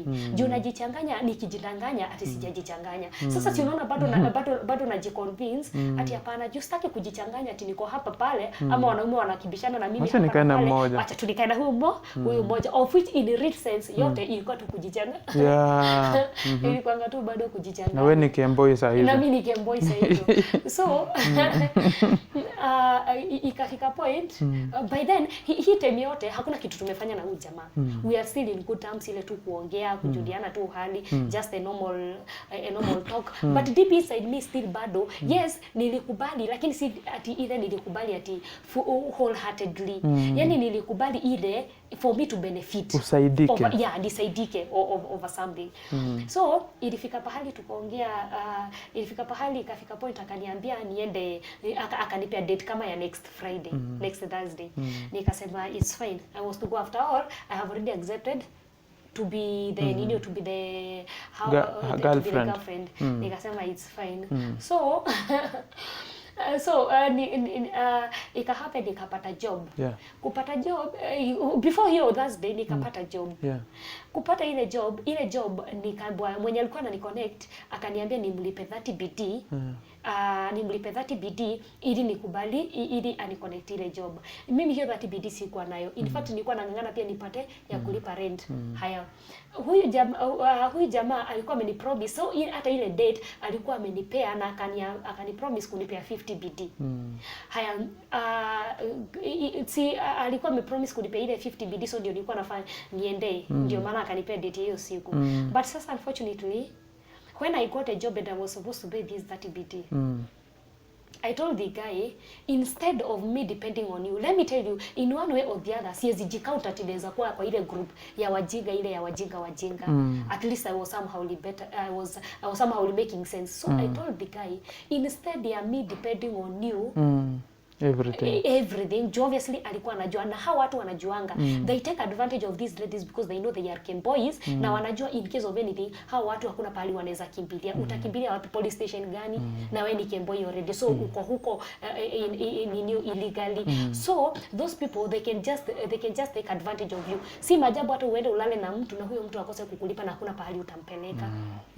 So they just take advantage of it. So I told the guy, instead of me depending on you always, even if we have tumekubaliana ni kwa demu wako, give me that BD, ile 50 BD. Kwa ile 50 BD nikamwambia kwa ile 50 BD utanipea balance baadaye, nipatie 30. Nikamwambia hata sinipatie balance, nikamwambia nipatie 30 niende nilipe job. Nikilipa job at least I'll be in a position to cater for myself. But I was so stupid also, Joe. Mwanaume amekataa kukupia 30 BD ujisaidie upate job, lakini ako radhi akupatie 50 BD umtegemee. Na still bado singejiambia Lena, huyu mtu hauoni hata wewe pia anataka kukurudisha kwa kategoria ya kukubeba ujinga. Unaona? So lakini since nilikuwa nishaondokewa. Sasa Mungu alikuwa ameniacha sasa nijiongoze sasa juu nilikuwa nishaamua sasa basi kujiongoza. So akaniachilia nijiongoze. So venye alikataa si kung'ang'ana sana na sikuargue sana na yeye. I was like it's fine. So nikaenda ile Thursday nikaenda kwake. Kuenda kwake nikalala hiyo usiku. The following day akani drop home. Guess what? Kuni drop home hakunipatia ile pesa. Yeah, hakunipea ile pesa. And I think it is something that God just wanted to teach me. Yeah. To learn a lesson. So venye nilifika pale, venye niliingia kwa room, and then nilikuwa naona aibu ya kumuitisha pesa. Asioni it is like I'm just like any other kind of a woman. Ati ni ile nipe nikupe. Unaona? So I was still ashamed. I was still ashamed of myself. So nikasema hapana, sitamuitisha.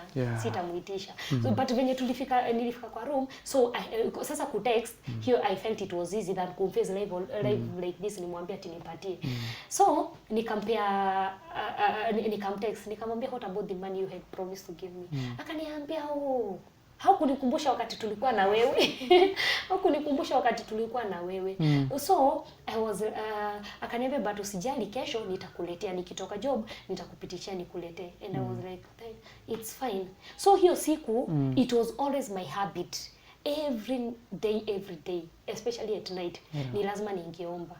Jo, kumbuka most of the time since sikuwa na job, bado sikuwa nimepata job, so nilikuwa na shinda kama nimelala the whole day, usiku na watch movie, kitu saa 9 naomba, nalala sasa ndio sasa nichukulia another day. Sasa kutoka hapo nichukulia another day, nilale tena the whole day.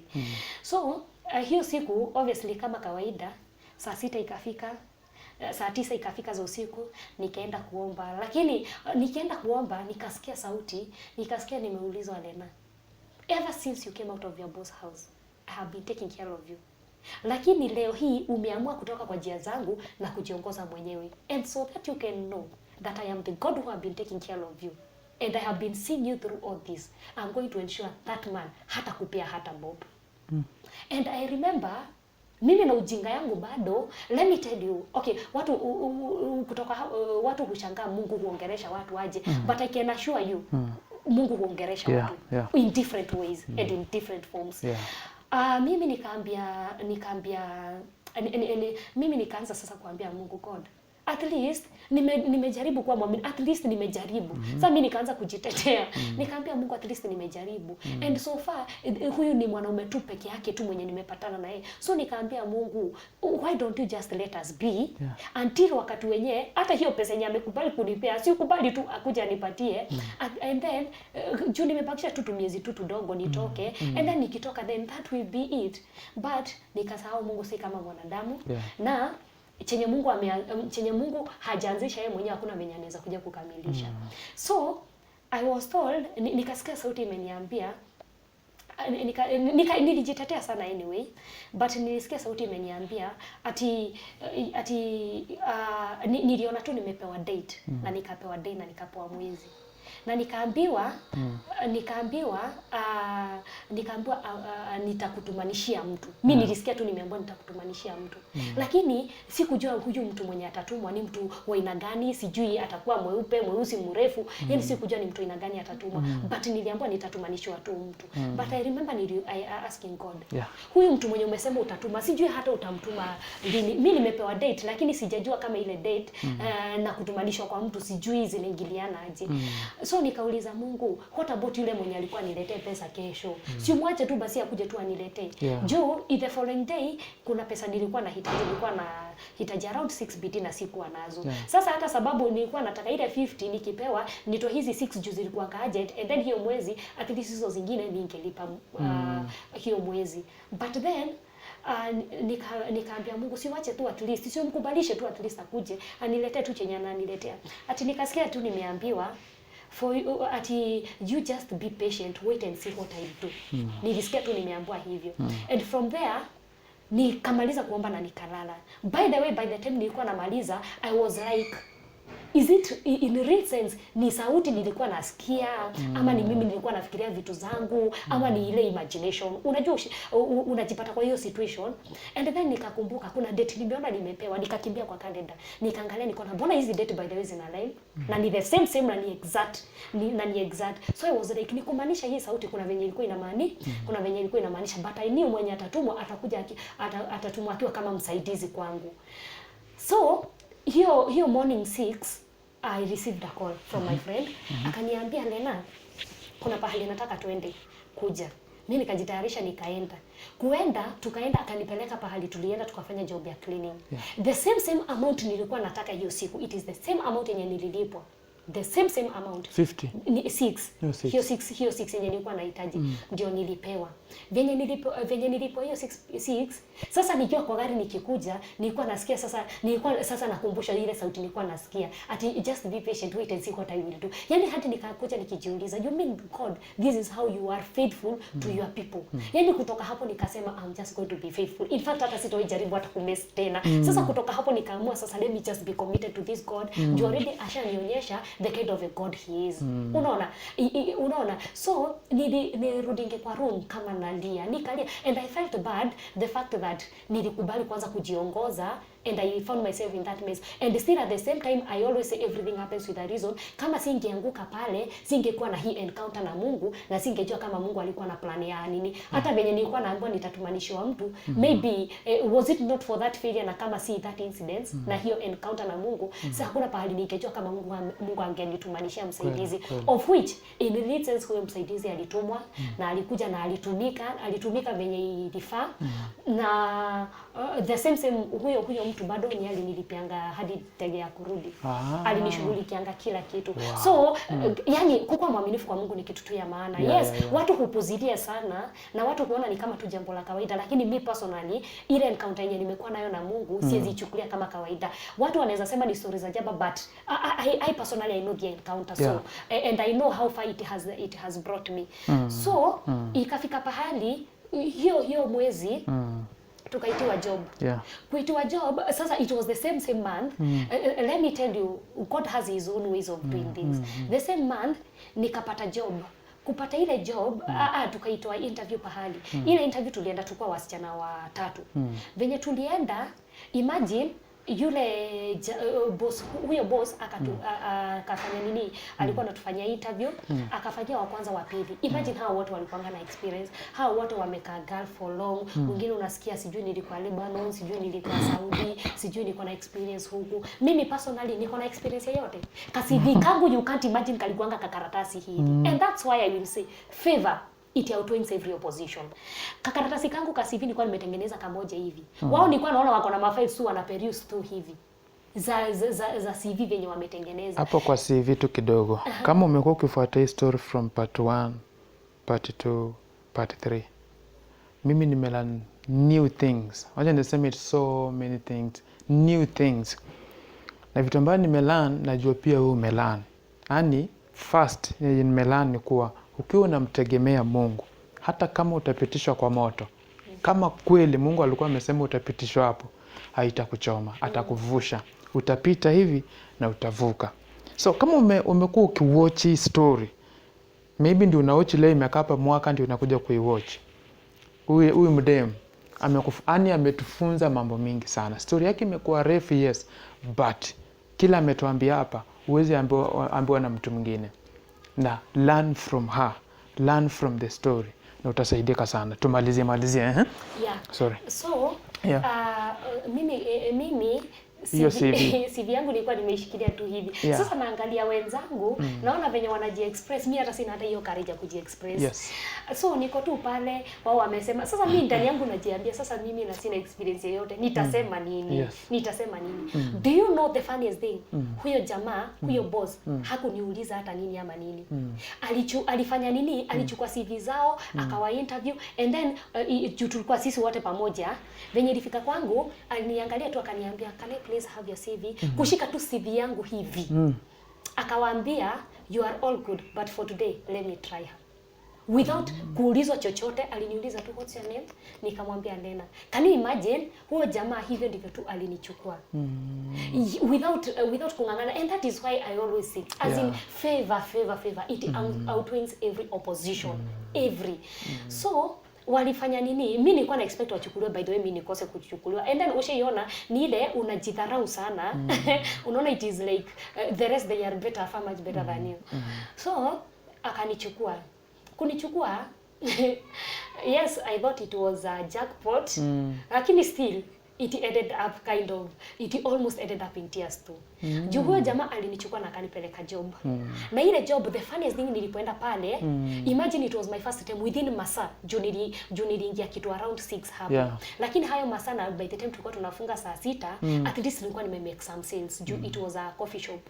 Nilikuwa nimemake, although sikuwa najua types za hizo makofi, bado nilikuwa na learn. But I never knew that there was something else in me yenye ilikuwa inaonekana yenye mimi mwenyewe sikuwa hata na hisi sikuwa naiona.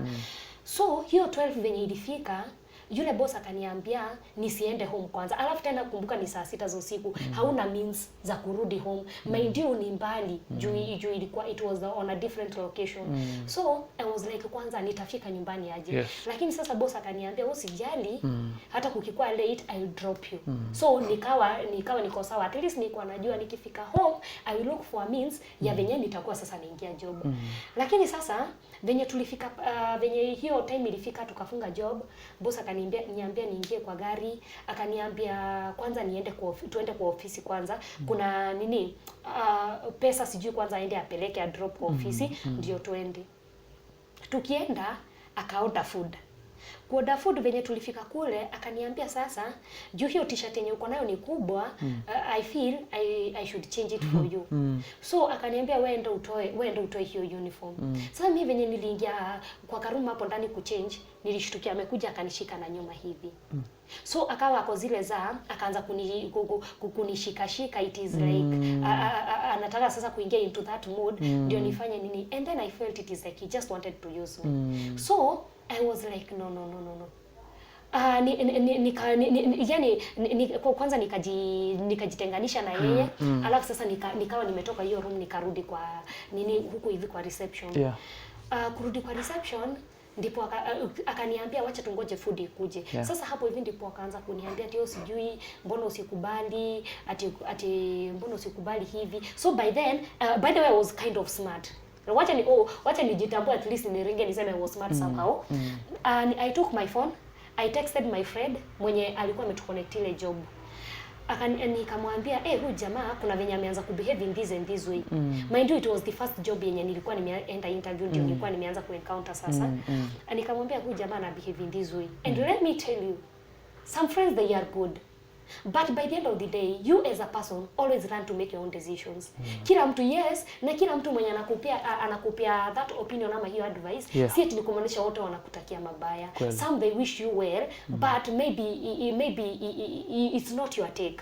Juu my friend advised me, wewe kubali lakini on condition that atakulipa. That is what the friend advised me.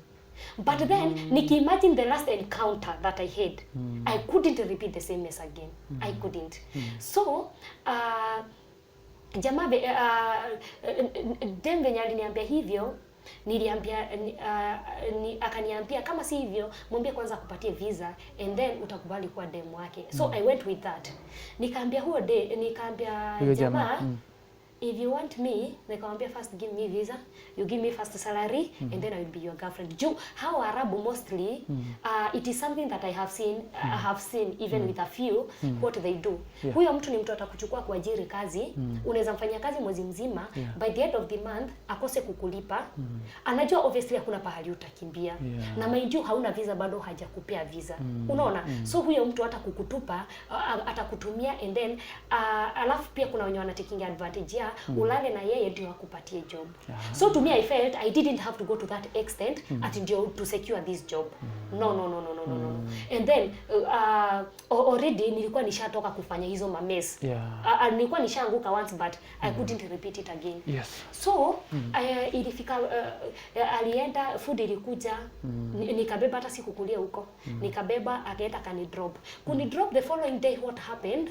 Ilifika point masaa ya jioni sikuwa na means kunipeleka job. Sasa nikashindwa niingie job nisiingie. So I told the boss, nika voice note the boss, nikamwambia me at this position I feel niko down, sina hii na hii na hii. So if at all anaweza manage kukuja kunichukua, ama maybe anipatie maybe something small just to maintain myself before nipate salary. Unaona? But sasa alikuwa mseria. Alafu tena ni yule mseria hakuwa anaelewa Kizungu hata kidogo. So ni ile unangangana. Sasa ilikuwa inabidi hadi nitafute ilibidi nimetafuta best yangu mwenye anajua at least kuongea Kiarabu ndio amtumie hiyo voice note. But hakujibu. So jioni venye ilifika bado I was in need of this job. I was still in need of this job. So best yangu akaniambia, the same lady akaniambia we twende tutakudrop. So yeye alikuwa na drop na chali yake. So what happened? Tulienda tukamdrop. Kumdrop chali yake akakataa kunidrop.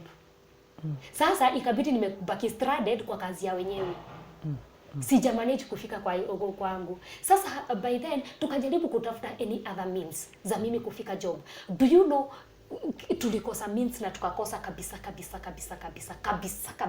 Tukakosa means. Kila mtu tukiongea akuja anichukue, hakuna mwenye alikuwa anakubali. Either mtu aseme ako mbali, aseme ako ameshikana. Yani wenye wote tulikuwa tunajua, tulikuwa nao at hand, wangekuja kusaidia, hakuna mwenye alishow up. But I never knew God had other plans for me. Nikiwa pale, sasa best yangu akaniambia, Lena, itabidi tumefanya hivi, wewe itabidi tu ukae hapa pangu job, uningojee nimalize kufunga job, alafu tutaenda tu home pamoja. Unaona? Sasa kukaa kwa ile job, boss wake akakuja, juu walikuwa wanakuja every evening, juu kufanya mahesabu na nini kila kitu na kufunga job. Akakuja. Venye alikuja boss na manager wake. Venye walikuja kuniona, kumbe the shop that I was yesterday yenye nilikuwa nafanya job jana, the next shop hao ndio walikuwa nafungua shop hapo. So they saw me and they liked the way I was aggressive. So venye waliniona hapo wakasema, so finally we have met you here. What are you doing here? Nikamwambia what happened. Wakaniambia, then why don't you just send us your CV? Why don't you just apply a job to our place? Actually walifurahia sana, walifurahia. Mimi sikujua, that's why imagine kibali tu. Juu from the word go, mimi sikujua kama wale watu, hata sikuwa nimewanotice, hata sikuwa nimewaona kama walikuanga the next shop. Sasa venye walikuja wakanipata, wakaniambia, in fact this is what we want. We just want you. In fact hata hawakushughulika hata na CV sana. Waliniambia you just from tomorrow wewe kuja. From hapo nikaingia training. Nikaanza kufunzwa kutengeneza makofi na ice creams. Sasa by the end of that month, kumbuka sikuwa na rent ya that month. Do you know that is how the boss decided to vacate us from that from there, wakaamua kutuchukulia another room na wakatulipia. And that is how I managed the other month. So venye tulipata job, sisi tukaanza sasa kufanya job. Sasa wale nilienda nikawarudishia uniform yao. Nikawarudishia, alafu sasa nikaanza kuoperate hapo hivi kufanya kazi. So nikafanya the first month, nikafanya hiyo mwezi ingine. By the way, azilifeva ni kitu ya maana sana juu. Unaona huo dem sasa hiyo passport yako bado ija nini? Passport by yangu bado niko nayo. Ija expire yani? Bado ija expire. So ilikuwa inafaa ku expire December. So by then I think it was it September. September October hapo. So boss nimeenda nimepata job. Officially I can call now myself. In fact hata hizo ma offer letter bado ziko hapa. I think hata ndio ile pale chini. Nikapewa offer letter, wakaanza kuniprocessia mambo na visa nini. Lakini sasa pale kwa kuprocess visa ikawa ilikuwa na issue. And then it happened to be a coincidence. Sasa hiyo that was now November, visa yangu ilikuwa inafaa ku expire December. So ni lazima wangeharakisha before ifanye nini ndio wafanye transfer. Unaona? So hiyo November wakafanya nini? job niliingia October, November, hapo sasa November in the middle kwa ile harakati ya kuni process ya visa. Something just came up from nowhere. Nikiwa tu kwa job, nikaona gari imekuja. Ile kiherehere nilikuwa nayo ya kukimbia sales juu unajua ni time ya COVID, so hawako wanaingia ndani, tulikuwa tunaenda kuhesabu wakiwa kwa magari. So ile time yenye nilienda kuchukua order, hiyo kiherehere haikuniingia, nikajipata tu nimeketi chini. Boss akaniuliza mbona uende kushughulikia, nikamwambia sijui mbona roho yangu inakataa. Kumbe ilikuwa mabinti wa the previous sponsor. Wow. Sema drama ingine. Do you know sasa ilibidi wameenda wakaambia boss wao kuna pahali wameniona nafanya kazi. Tena wamenipata nikiwa fully niko na uniform. Niko job. Lakini hapo si hakuna shida. Simuliachana. Hakukuwa na shida, tuliachana ingawa bado hawakuni release ile ya kuni release. And then kumbuka yule boss bado alikuwa ameniambia ataniacha nimeteseka. So I think according to them, since they never heard from me again, I think maybe walifikiria ni kama hata nilishatoka nikaenda. So hawakutaka kujua kwenye nimeenda. And then they expected me to be out there ni safe tu venye walikuwa wame purpose. But good luck. Walienda wakaambia baba yao, baba yao akakuja pale job. Kukuja pale job, yule boss alikuja aka create a lot of drama. Alikuja akaambia my current boss now ati kuna loan walikuwa wamenipatia na hiyo loan ilitoka kwao kama sijamaliza. Pesa yenye walikuwa wanasema sijui ni $500. What? Yeah, na hiyo pesa yenye wanasema hadi and then you are like, Warabu they are very funny, it is like they don't know how to reason. Juu huyo mtu amewafanya kazi miezi 7 peke yake. Haya, mmekuwa mkimlipa. Mbona mumpatie hiyo loan yote hata haijafika hata miezi yenye hata amefanyia. So and then mbona mtrust mtu na hiyo pesa yote? It is not even making sense. Juu kama ni mimi, kama saa hizi penye niko na job. Niko na job na nimeajiri mtu. Na hakuna venye huyo mwenye nimeajiri naweza mpea kiwango hadi ya kuliko mshahara yake. Exactly. So and then can you imagine they were new, but the good thing with them, yani walikuwa tu wananipenda. They really loved me. So waliniita so hata hizi vitu zote wakifanya ni vile tu wanakupenda, wataki uende. Yeah. Hata wanaleta sarakasi wanataka kukutesa lakini ukue kwa hiyo nyumba. Yeah. So, and then they know I'm the kind of a person, I'm very very patient. Sikwangi yule mtu, lakini immediately nimeamua ku take the next step. Hata ujaribu kunirudisha nyuma siwezi. But unaona patient, I know how to exercise my patience. So wakakuja wakasema walikuwa wamenipea loan, sikuwa nimemaliza kulipa. So wakaambia my current boss kama ananitaka, they pay that loan and they pay them the amount they used to bring me there, and then from there now they can just release me. Ndio sasa wani release. Unaona? So boss akakuja akaniongelesha, nikamwambia boss obviously mimi hakuna loan yao niko nayo. By the way my boss believed me. Alinibelieve. Lakini sasa inafika pahali ikifika niko authority na ni vitu to do with government. Juu hiyo visa si eti ananipea. Inapeanwa kwa government na kwenye inapeanwa ni lazima obviously my previous sponsor juu nilikuwa under yeye. So kama hajani release hakuna venye hao wanaweza pata nini ya kuni process ya visa. Unaona? So it reached a point boss akani suggestia then Lena instead ya tushinde tukivurutana akaniambia will you be okay? Wao walikuwa sawa walipe my previous boss pesa yenye alikuwa anataka. Lakini akilipwa sasa mimi nibaki niwafanyie kazi wao wananideduct kwa mshahara. Lakini by the end of the day to me it never made any sense. Mbona nifanyie kazi pesa yenye mimi mwenyewe hata sikuitumia, mind you even the last salary hawakunilipa. So kale ka bitterness, I was like no, hata heri hiyo kazi basi hata heri tu nirudi nyumbani basi. Juu mbona nifanyie pesa ya bure kazi yenye hata hukuchukua, maitu unang'ang'ana. Mimi sikuwa na shida, wangesema niwalipe yenye walinipeleka nayo ni sawa, hiyo ningelipa lakini loan, lakini ikifika ni pahali ati niwalipe ati loan yenye hata sijui I have even no clue of it, hiyo nayo singekubali. So I was like no, that cannot work. So wakaniambia nikasuggest mimi hata nirudi Kenya. Wakaniambia yani ushaipata umeconnect nao vizuri sana, so they even don't want to let you go. Wakaniambia wewe ukifika, wewe ukirudi Kenya at least we will be it will be even easier, tutakurudisha vizuri.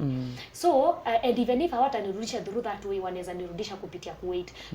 Juu hao boss walikuwa kutoka Kuwait. So walikuwa wananiambia at least there will be a solution. So that is when now I decided it is better I just come back. Mind you, by then when I was coming back, still bado sieti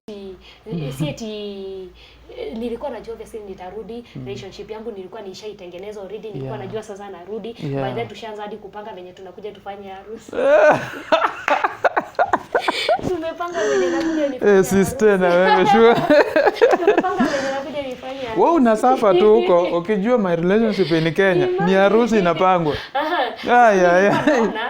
In case even this doesn't work, ni vizuri kuanga na plans mob kwa maisha. Plan B, so nilikuwa najua nikirudi narudi nifanye nini. Alafu tena by good luck, by good or bad luck, jamaa this guy mamake alikuwa sha travel, alikuwa ameenda US. So according to the plans zenye hadi zilikuwa hadi gown nilikuwa niende so nilikuwa I had very very high expectations. High expectations. Yes, nasafa huku lakini Kenya nikirudi maimana hako tu. Ngoja hata nauliza narudi lini. Sasa kizungumkuti ilikuwa hapa. Sikujua huyu jamaa alikuwa anataka immediately nimerudi. Hakuwa anataka kuitishanwa na anything. Yani hakuwa anataka niendelee kusafa huko, and then maybe juu familia yetu zilikuwa zinajuana, hakuwa anataka my family iwe ina blame for my misfortunes back there. Ama maybe zile sufferings ni juu maybe he contributed. So kumbe it is like what I came to realize later and what I came to learn, it is that intentions zake ilikuwa tu anirudishe tu kwetu, aone tu niko salama. Wewe leo ukitaka sasa kurudi rudi on your own, lakini hapo yashanawa mikono. So that is why he was anyway I managed kucheza na akili yangu, of which it was fine, but I don't regret. Huwa si regret nirudi sina pesa, lakini pesa ya ile mwezi yenyewe nilikuwa nimefanyia kwa hiyo hoteli, nilikuwa kwa hiyo ice cream na coffee nini whatever, nilikuwa nayo. So nilikuwa na around, was it 12 around to 16k hapo. Hiyo ndio pesa yenyewe peke yake nirudi nayo. Alafu tena hiyo pesa 216 16,000. Nimeshindwa 216 pesa mob. Alafu sasa hiyo pesa haingetosha hiyo pesa ingetosha kulipa flight, haingetosha kulipa covid juu by then tulikuwa tunaenda covid, and then by good luck quarantine ilikuwa imeisha. So that was ulishuka tu kama umekuja home. Alafu sasa tena yani everything it was just a coincidence. Kama naweza sema it was a coincidence. You see, this has happened. On the other side, bado nakuja, I also have high expectations here. And then still in the middle God intervened. Kukakuja amnesty ni yenye ni a certain period, grace period huwa mnapewa. Kama uko na makosa yani unaruhusiwa kutoka bila kusumbuliwa. So hata mimi kutoka juu kulikuwa na hiyo amnesty, and then yule representative akaniambia sasa kuna amnesty, kama ni kutoka toka saa hizi. That is kama unataka kutoka, but kama unataka kufanya kazi fine, ngangania visa. Lakini kama unatoka, this is the best time for you kutoka juu hautasumbuka. So I felt it's I was lucky, and I opted that juu bado still on the other side unaona bado ilikuwa tu kungangana tu kuvurutana na siku anataka hizo masumbuko. Yani I was feeling nilikuwa nishasumbuka sana na hizo nini, so I was not ready for other dramas. So ndio maana nikaamua sasa kurudi. Sasa kurudi tule tu pesa tunye nilikuwa nacho. Okay, kuna mtu atakuwa hapo atakuwa anauliza hiyo miezi yenyewe ulifanya kazi pesa yako ulikuwa unapeleka wapi? Karibu nikuulize hiyo swali by the way. Okay. Pesa I was a very very potential person, and I knew what I wanted. Ingawa nilikuwa naenda pale kujaribu kujirecover and to find myself. Nilikuwa nimeanza project ya makuku nyumbani. Mind you, hii project nilikuwa nimeanza the same guy ni yeye nilikuwa nimetuma kwa ile project. So ni yeye mwenye kununua kuku, ni yeye mwenye kuzipeleka. Mimi nafikiria tumepeleka layers za mayai. Mimi hadi nilikuwa fanya target yangu in a day na target this mayai kama hii. So nataka kuku kama hii size. So I need this. Yani mimi personally nilikuwa nimejibudget. So pesa yangu nilikuwa nimeinvest on that. But unfortunately, okay, sitakangi kusema maybe the guy disappointed me, but in one way I felt he disappointed juu alipeleka hizi mashogo, hizi majogo. Imagine hizo zilipelekwa, alafu hizo zingine zilipelekwa zikanga mabroiler. Yaani wale wako pale wanalisha kuku nini ya layers na kumbe kuku zingine hata ni mabroilers. Sijui alichanganyikiwa wapi. Haya, alafu the number of chickens zenye alikuwa ende anunue, si zenyewe alinunua. Alinunua kidogo. Na hiyo pesa nyingine venye nilimuuliza, alianza kunipeleka hivi. Kuku nilikuwa najua. Can you imagine kuku sijui tulikuwa twa wiki ama tulikuwa twa mwezi. Can you imagine hapo kakuku akiniambia alikuwa ananunua na 500. Oh, which it was right. Huyo alikula pesa yako huyo. Yani unakuja sasa zingine wanaketi chini na sema wacha tu nicheke juu. Okay, ilisha happen. Yeah. Sasa mimi nakuja na mind you, hiyo time yote niko huko, niko busy bado nangangana na hustle chenye nimepata. Ukituma tu pesa. Natuma juu obviously hizi vitu ni lazima zikule. Jamaa kwa huko lakini si eti ni ananunulia chakula. Bado ni mimi bado nangangana kununulia. Nanunulia na kina madhe nyumbani wasiniambie this is the case. Until nimekuja, nimeenda home juu venye nilikuja, madhe ni lazima angeenda Thanksgiving juu. Alikuwa anaona Mungu amenitoa tu mbali. So kuenda home naenda nyumbani napata nauliza na kuku zangu ziko wapi? Hadi sasa ndio ni start from where I stopped. Kuku zangu ziko wapi? Naambiwa kuku gani? Zenye zako hata hizi zenye zimebaki ni venye tu tuko tunabadilishana na watu. Wenye wanataka kukula tunawabadilishia, wanatupatia at least hizi za kienyeji. Nikauliza what happened? Nikamwambia ni venye tuko tunataka kukwambia uko na huko ndio tusiku stress bure. Juu hatuko tunataka kukuongezea stress juu ya stress nyingine. So I felt too much disappointed. Hiyo miezi yenye nilifanyia ile project yenye nilianza it never worked. But anyway, I thank God that was not the end of it. Eventually still after kungangana and then after all these dramas that happened na huyu jamaa and it reached a point I just had to move out. Yani I felt I was wasted but still at the same time I thank God Mungu hakuniangusha. Imagine Mungu hakuniangusha juu wale maboss by the way walijaribu kunirudisha tena lakini ikafail. Sijui kama ni venye boss wangu alienda akaniwekea block kama ni nini. I don't know, sijawahi elewa what happened. Walikuwa wanajaribu kurudisha wenyewe sasa. Venye nilikuja within hiyo January walikuwa washaanza kuprocess nini kunirudisha but ikafail and then nikasema sasa nikajipata to the same situation again na yule jamaa. So I was like kama niende tu Saudi, nikajaribu Saudi pia still it failed but I always feel it was God's plan. Wewe ni mtu wa Mungu si ndio? Haya, leo sasa acha tuone kama bado nataka kwenda nje. Bado nataka kwenda nje. For now kwa kufanya kwa cruise ship something like that. Yeah, that's good. Wacha tuone leo tunachapa sim live tuone kama leo tutamsurprise na job ya inaitwa cruise ship ama kitu kama hiyo. Inaitwa kitu kama hiyo. Cecily. Cecily namba yake niko nayo kweli sino. Wacha tuone nilikuwa nimeambiwa mwenye anataka job kaa hiyo. Really? Na huyo madam anaenda in the next 1 month. Wacha tuone ako friend sana na my wife kwa sababu ametupea story sana na imetubamba. Wacha tuone kama atapata hiyo job my viewers, ndio? Kama uko pale nje unatafuta job, wacha my wife ndiye anakuwa namba yake, acha nimcall tuone kama atanitumia. Tunamcall tu saa hiyo utamsikia.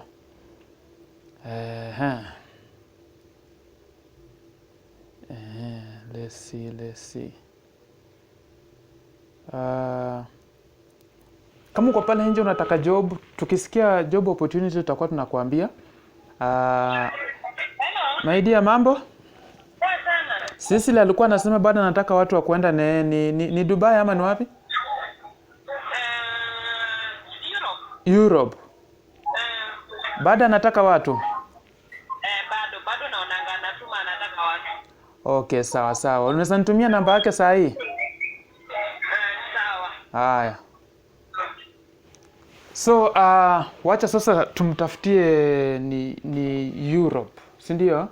Wacha tumtafutie wa sister Europe. Najua this time ataenda na huyo mdem. Huyo mdem by the way anataka watu sana. Really? Anataka watu. Actually it has been, and let me tell you the funniest thing, it has been my dream juu kuna kitu moja I promised God nikitokanga Gulf. Niliambia Mungu ukinitoa tu hii Gulf. But huko anataka watu wa kupreach. Wapi? Huko. Wapi? Huko Europe. Wanataka watu wa? Kupreach tu. Kupreach? Okay, I'm not a preacher, but I can do, because after all I know what I know. And what win God souls, is. see it in Yeah, yeah. of which it's fine. As in fact, it is also a good opportunity to me. I have no problem. I have no issue with it. So nikitoka Gulf, there is something that I promised to God. Yes. I promised God, niliambia Mungu asiwahi kubali tena nimejipata tu a situation ati najipata narudi Gulf tena. Kama ni kurudi, wacha nirudi ile tu naenda tu kutembea tu, lakini si ati narudi tena kufanyia Mwarabu kazi. And let me tell you, since then, anytime hata nikijaribu any Gulf country, huwa inagonga mwamba. Imagine I don't blame any of the agencies that I try to use or anybody. Huwa najiblame me mwenyewe juu it is the agreement that we had with God. And najua maagano, what maagano inamaanishanga. So once you promise God and once you tell God this is what you want, God will ensure that that is what exactly He gives to you. So sister, ukimalizia tungegoja namba ingie, unaweza ambia wa Kenya nini? Your advice ya dakika mbili please. Chenye naweza ambia wa Kenya, they just be consistent na watu wamtumainie Mungu.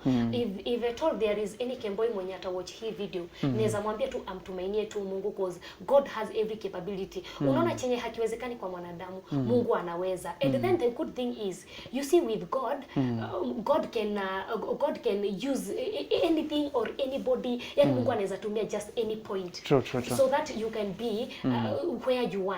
So cha maana ni always kukubali Mungu, always kukubalisha, yani at least roho wa Mungu akae ndani yako. Juu hata David, kuna wakati David alifika pahali alikuwa anafanya dhambi sana, lakini alikuwa anaenda kwa Mungu. Anaenda analilia Mungu to a point that anafika pahali Mungu akikani kama anamrusha nje, anasema hata heri basi nibaki nikiwa kama mlita mlango kwako, lakini usinitupe nje, juu ukinitupa nje nitakuwa nimeisha.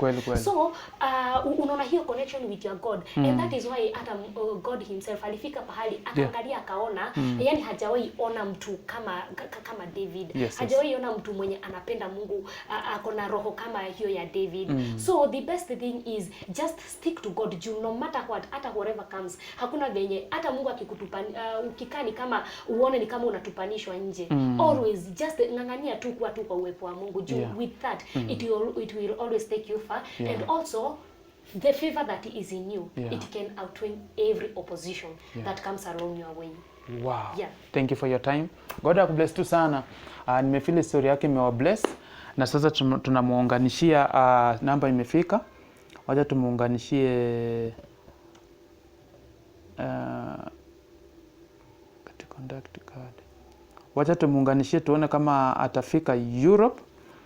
Maana wacha let's see. Tunapiga tu live hapa hivi. Sisi watudanganyi. Yes. Cecily. Yes. Mambo my sister. Ani wewe ulienda tu kasahau KG. Sijakusahau, unajua sina namba yako, hiyo ndio ubaya niko nao. Kuna a lady ambaye ameokoka, anamjua Mungu sana. Hadi anaimba nyimbo za Injili. Alikuwa anaomba kama mnaweza enda naye Europe. Nimtafutie kazi. Yes. So my company is running and that is the job that I'm doing. I'm an agent. So unataka mtu?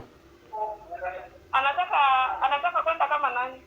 Unataka kwenda kama nani? So ulisema unataka watu wa cruise ship ama ni cruise ship? Nitampe namba yako, nitamwambia the qualification requirements. So wacha nampea tu namba yako saa hizi. Chukua hii namba hapo. Muongee. Muone kama mnaweza vuka na so unaenda in the next 2 months. It will depend because there is a process that she has to follow. So it will depend. You are not going immediately with her, but she has to undergo some process. She has also to agree to our terms and conditions. I will take her through the process, no problem. I'll just explain everything to her. You can just give her my number. Unarudi Nairobi lini kutoka Mombasa?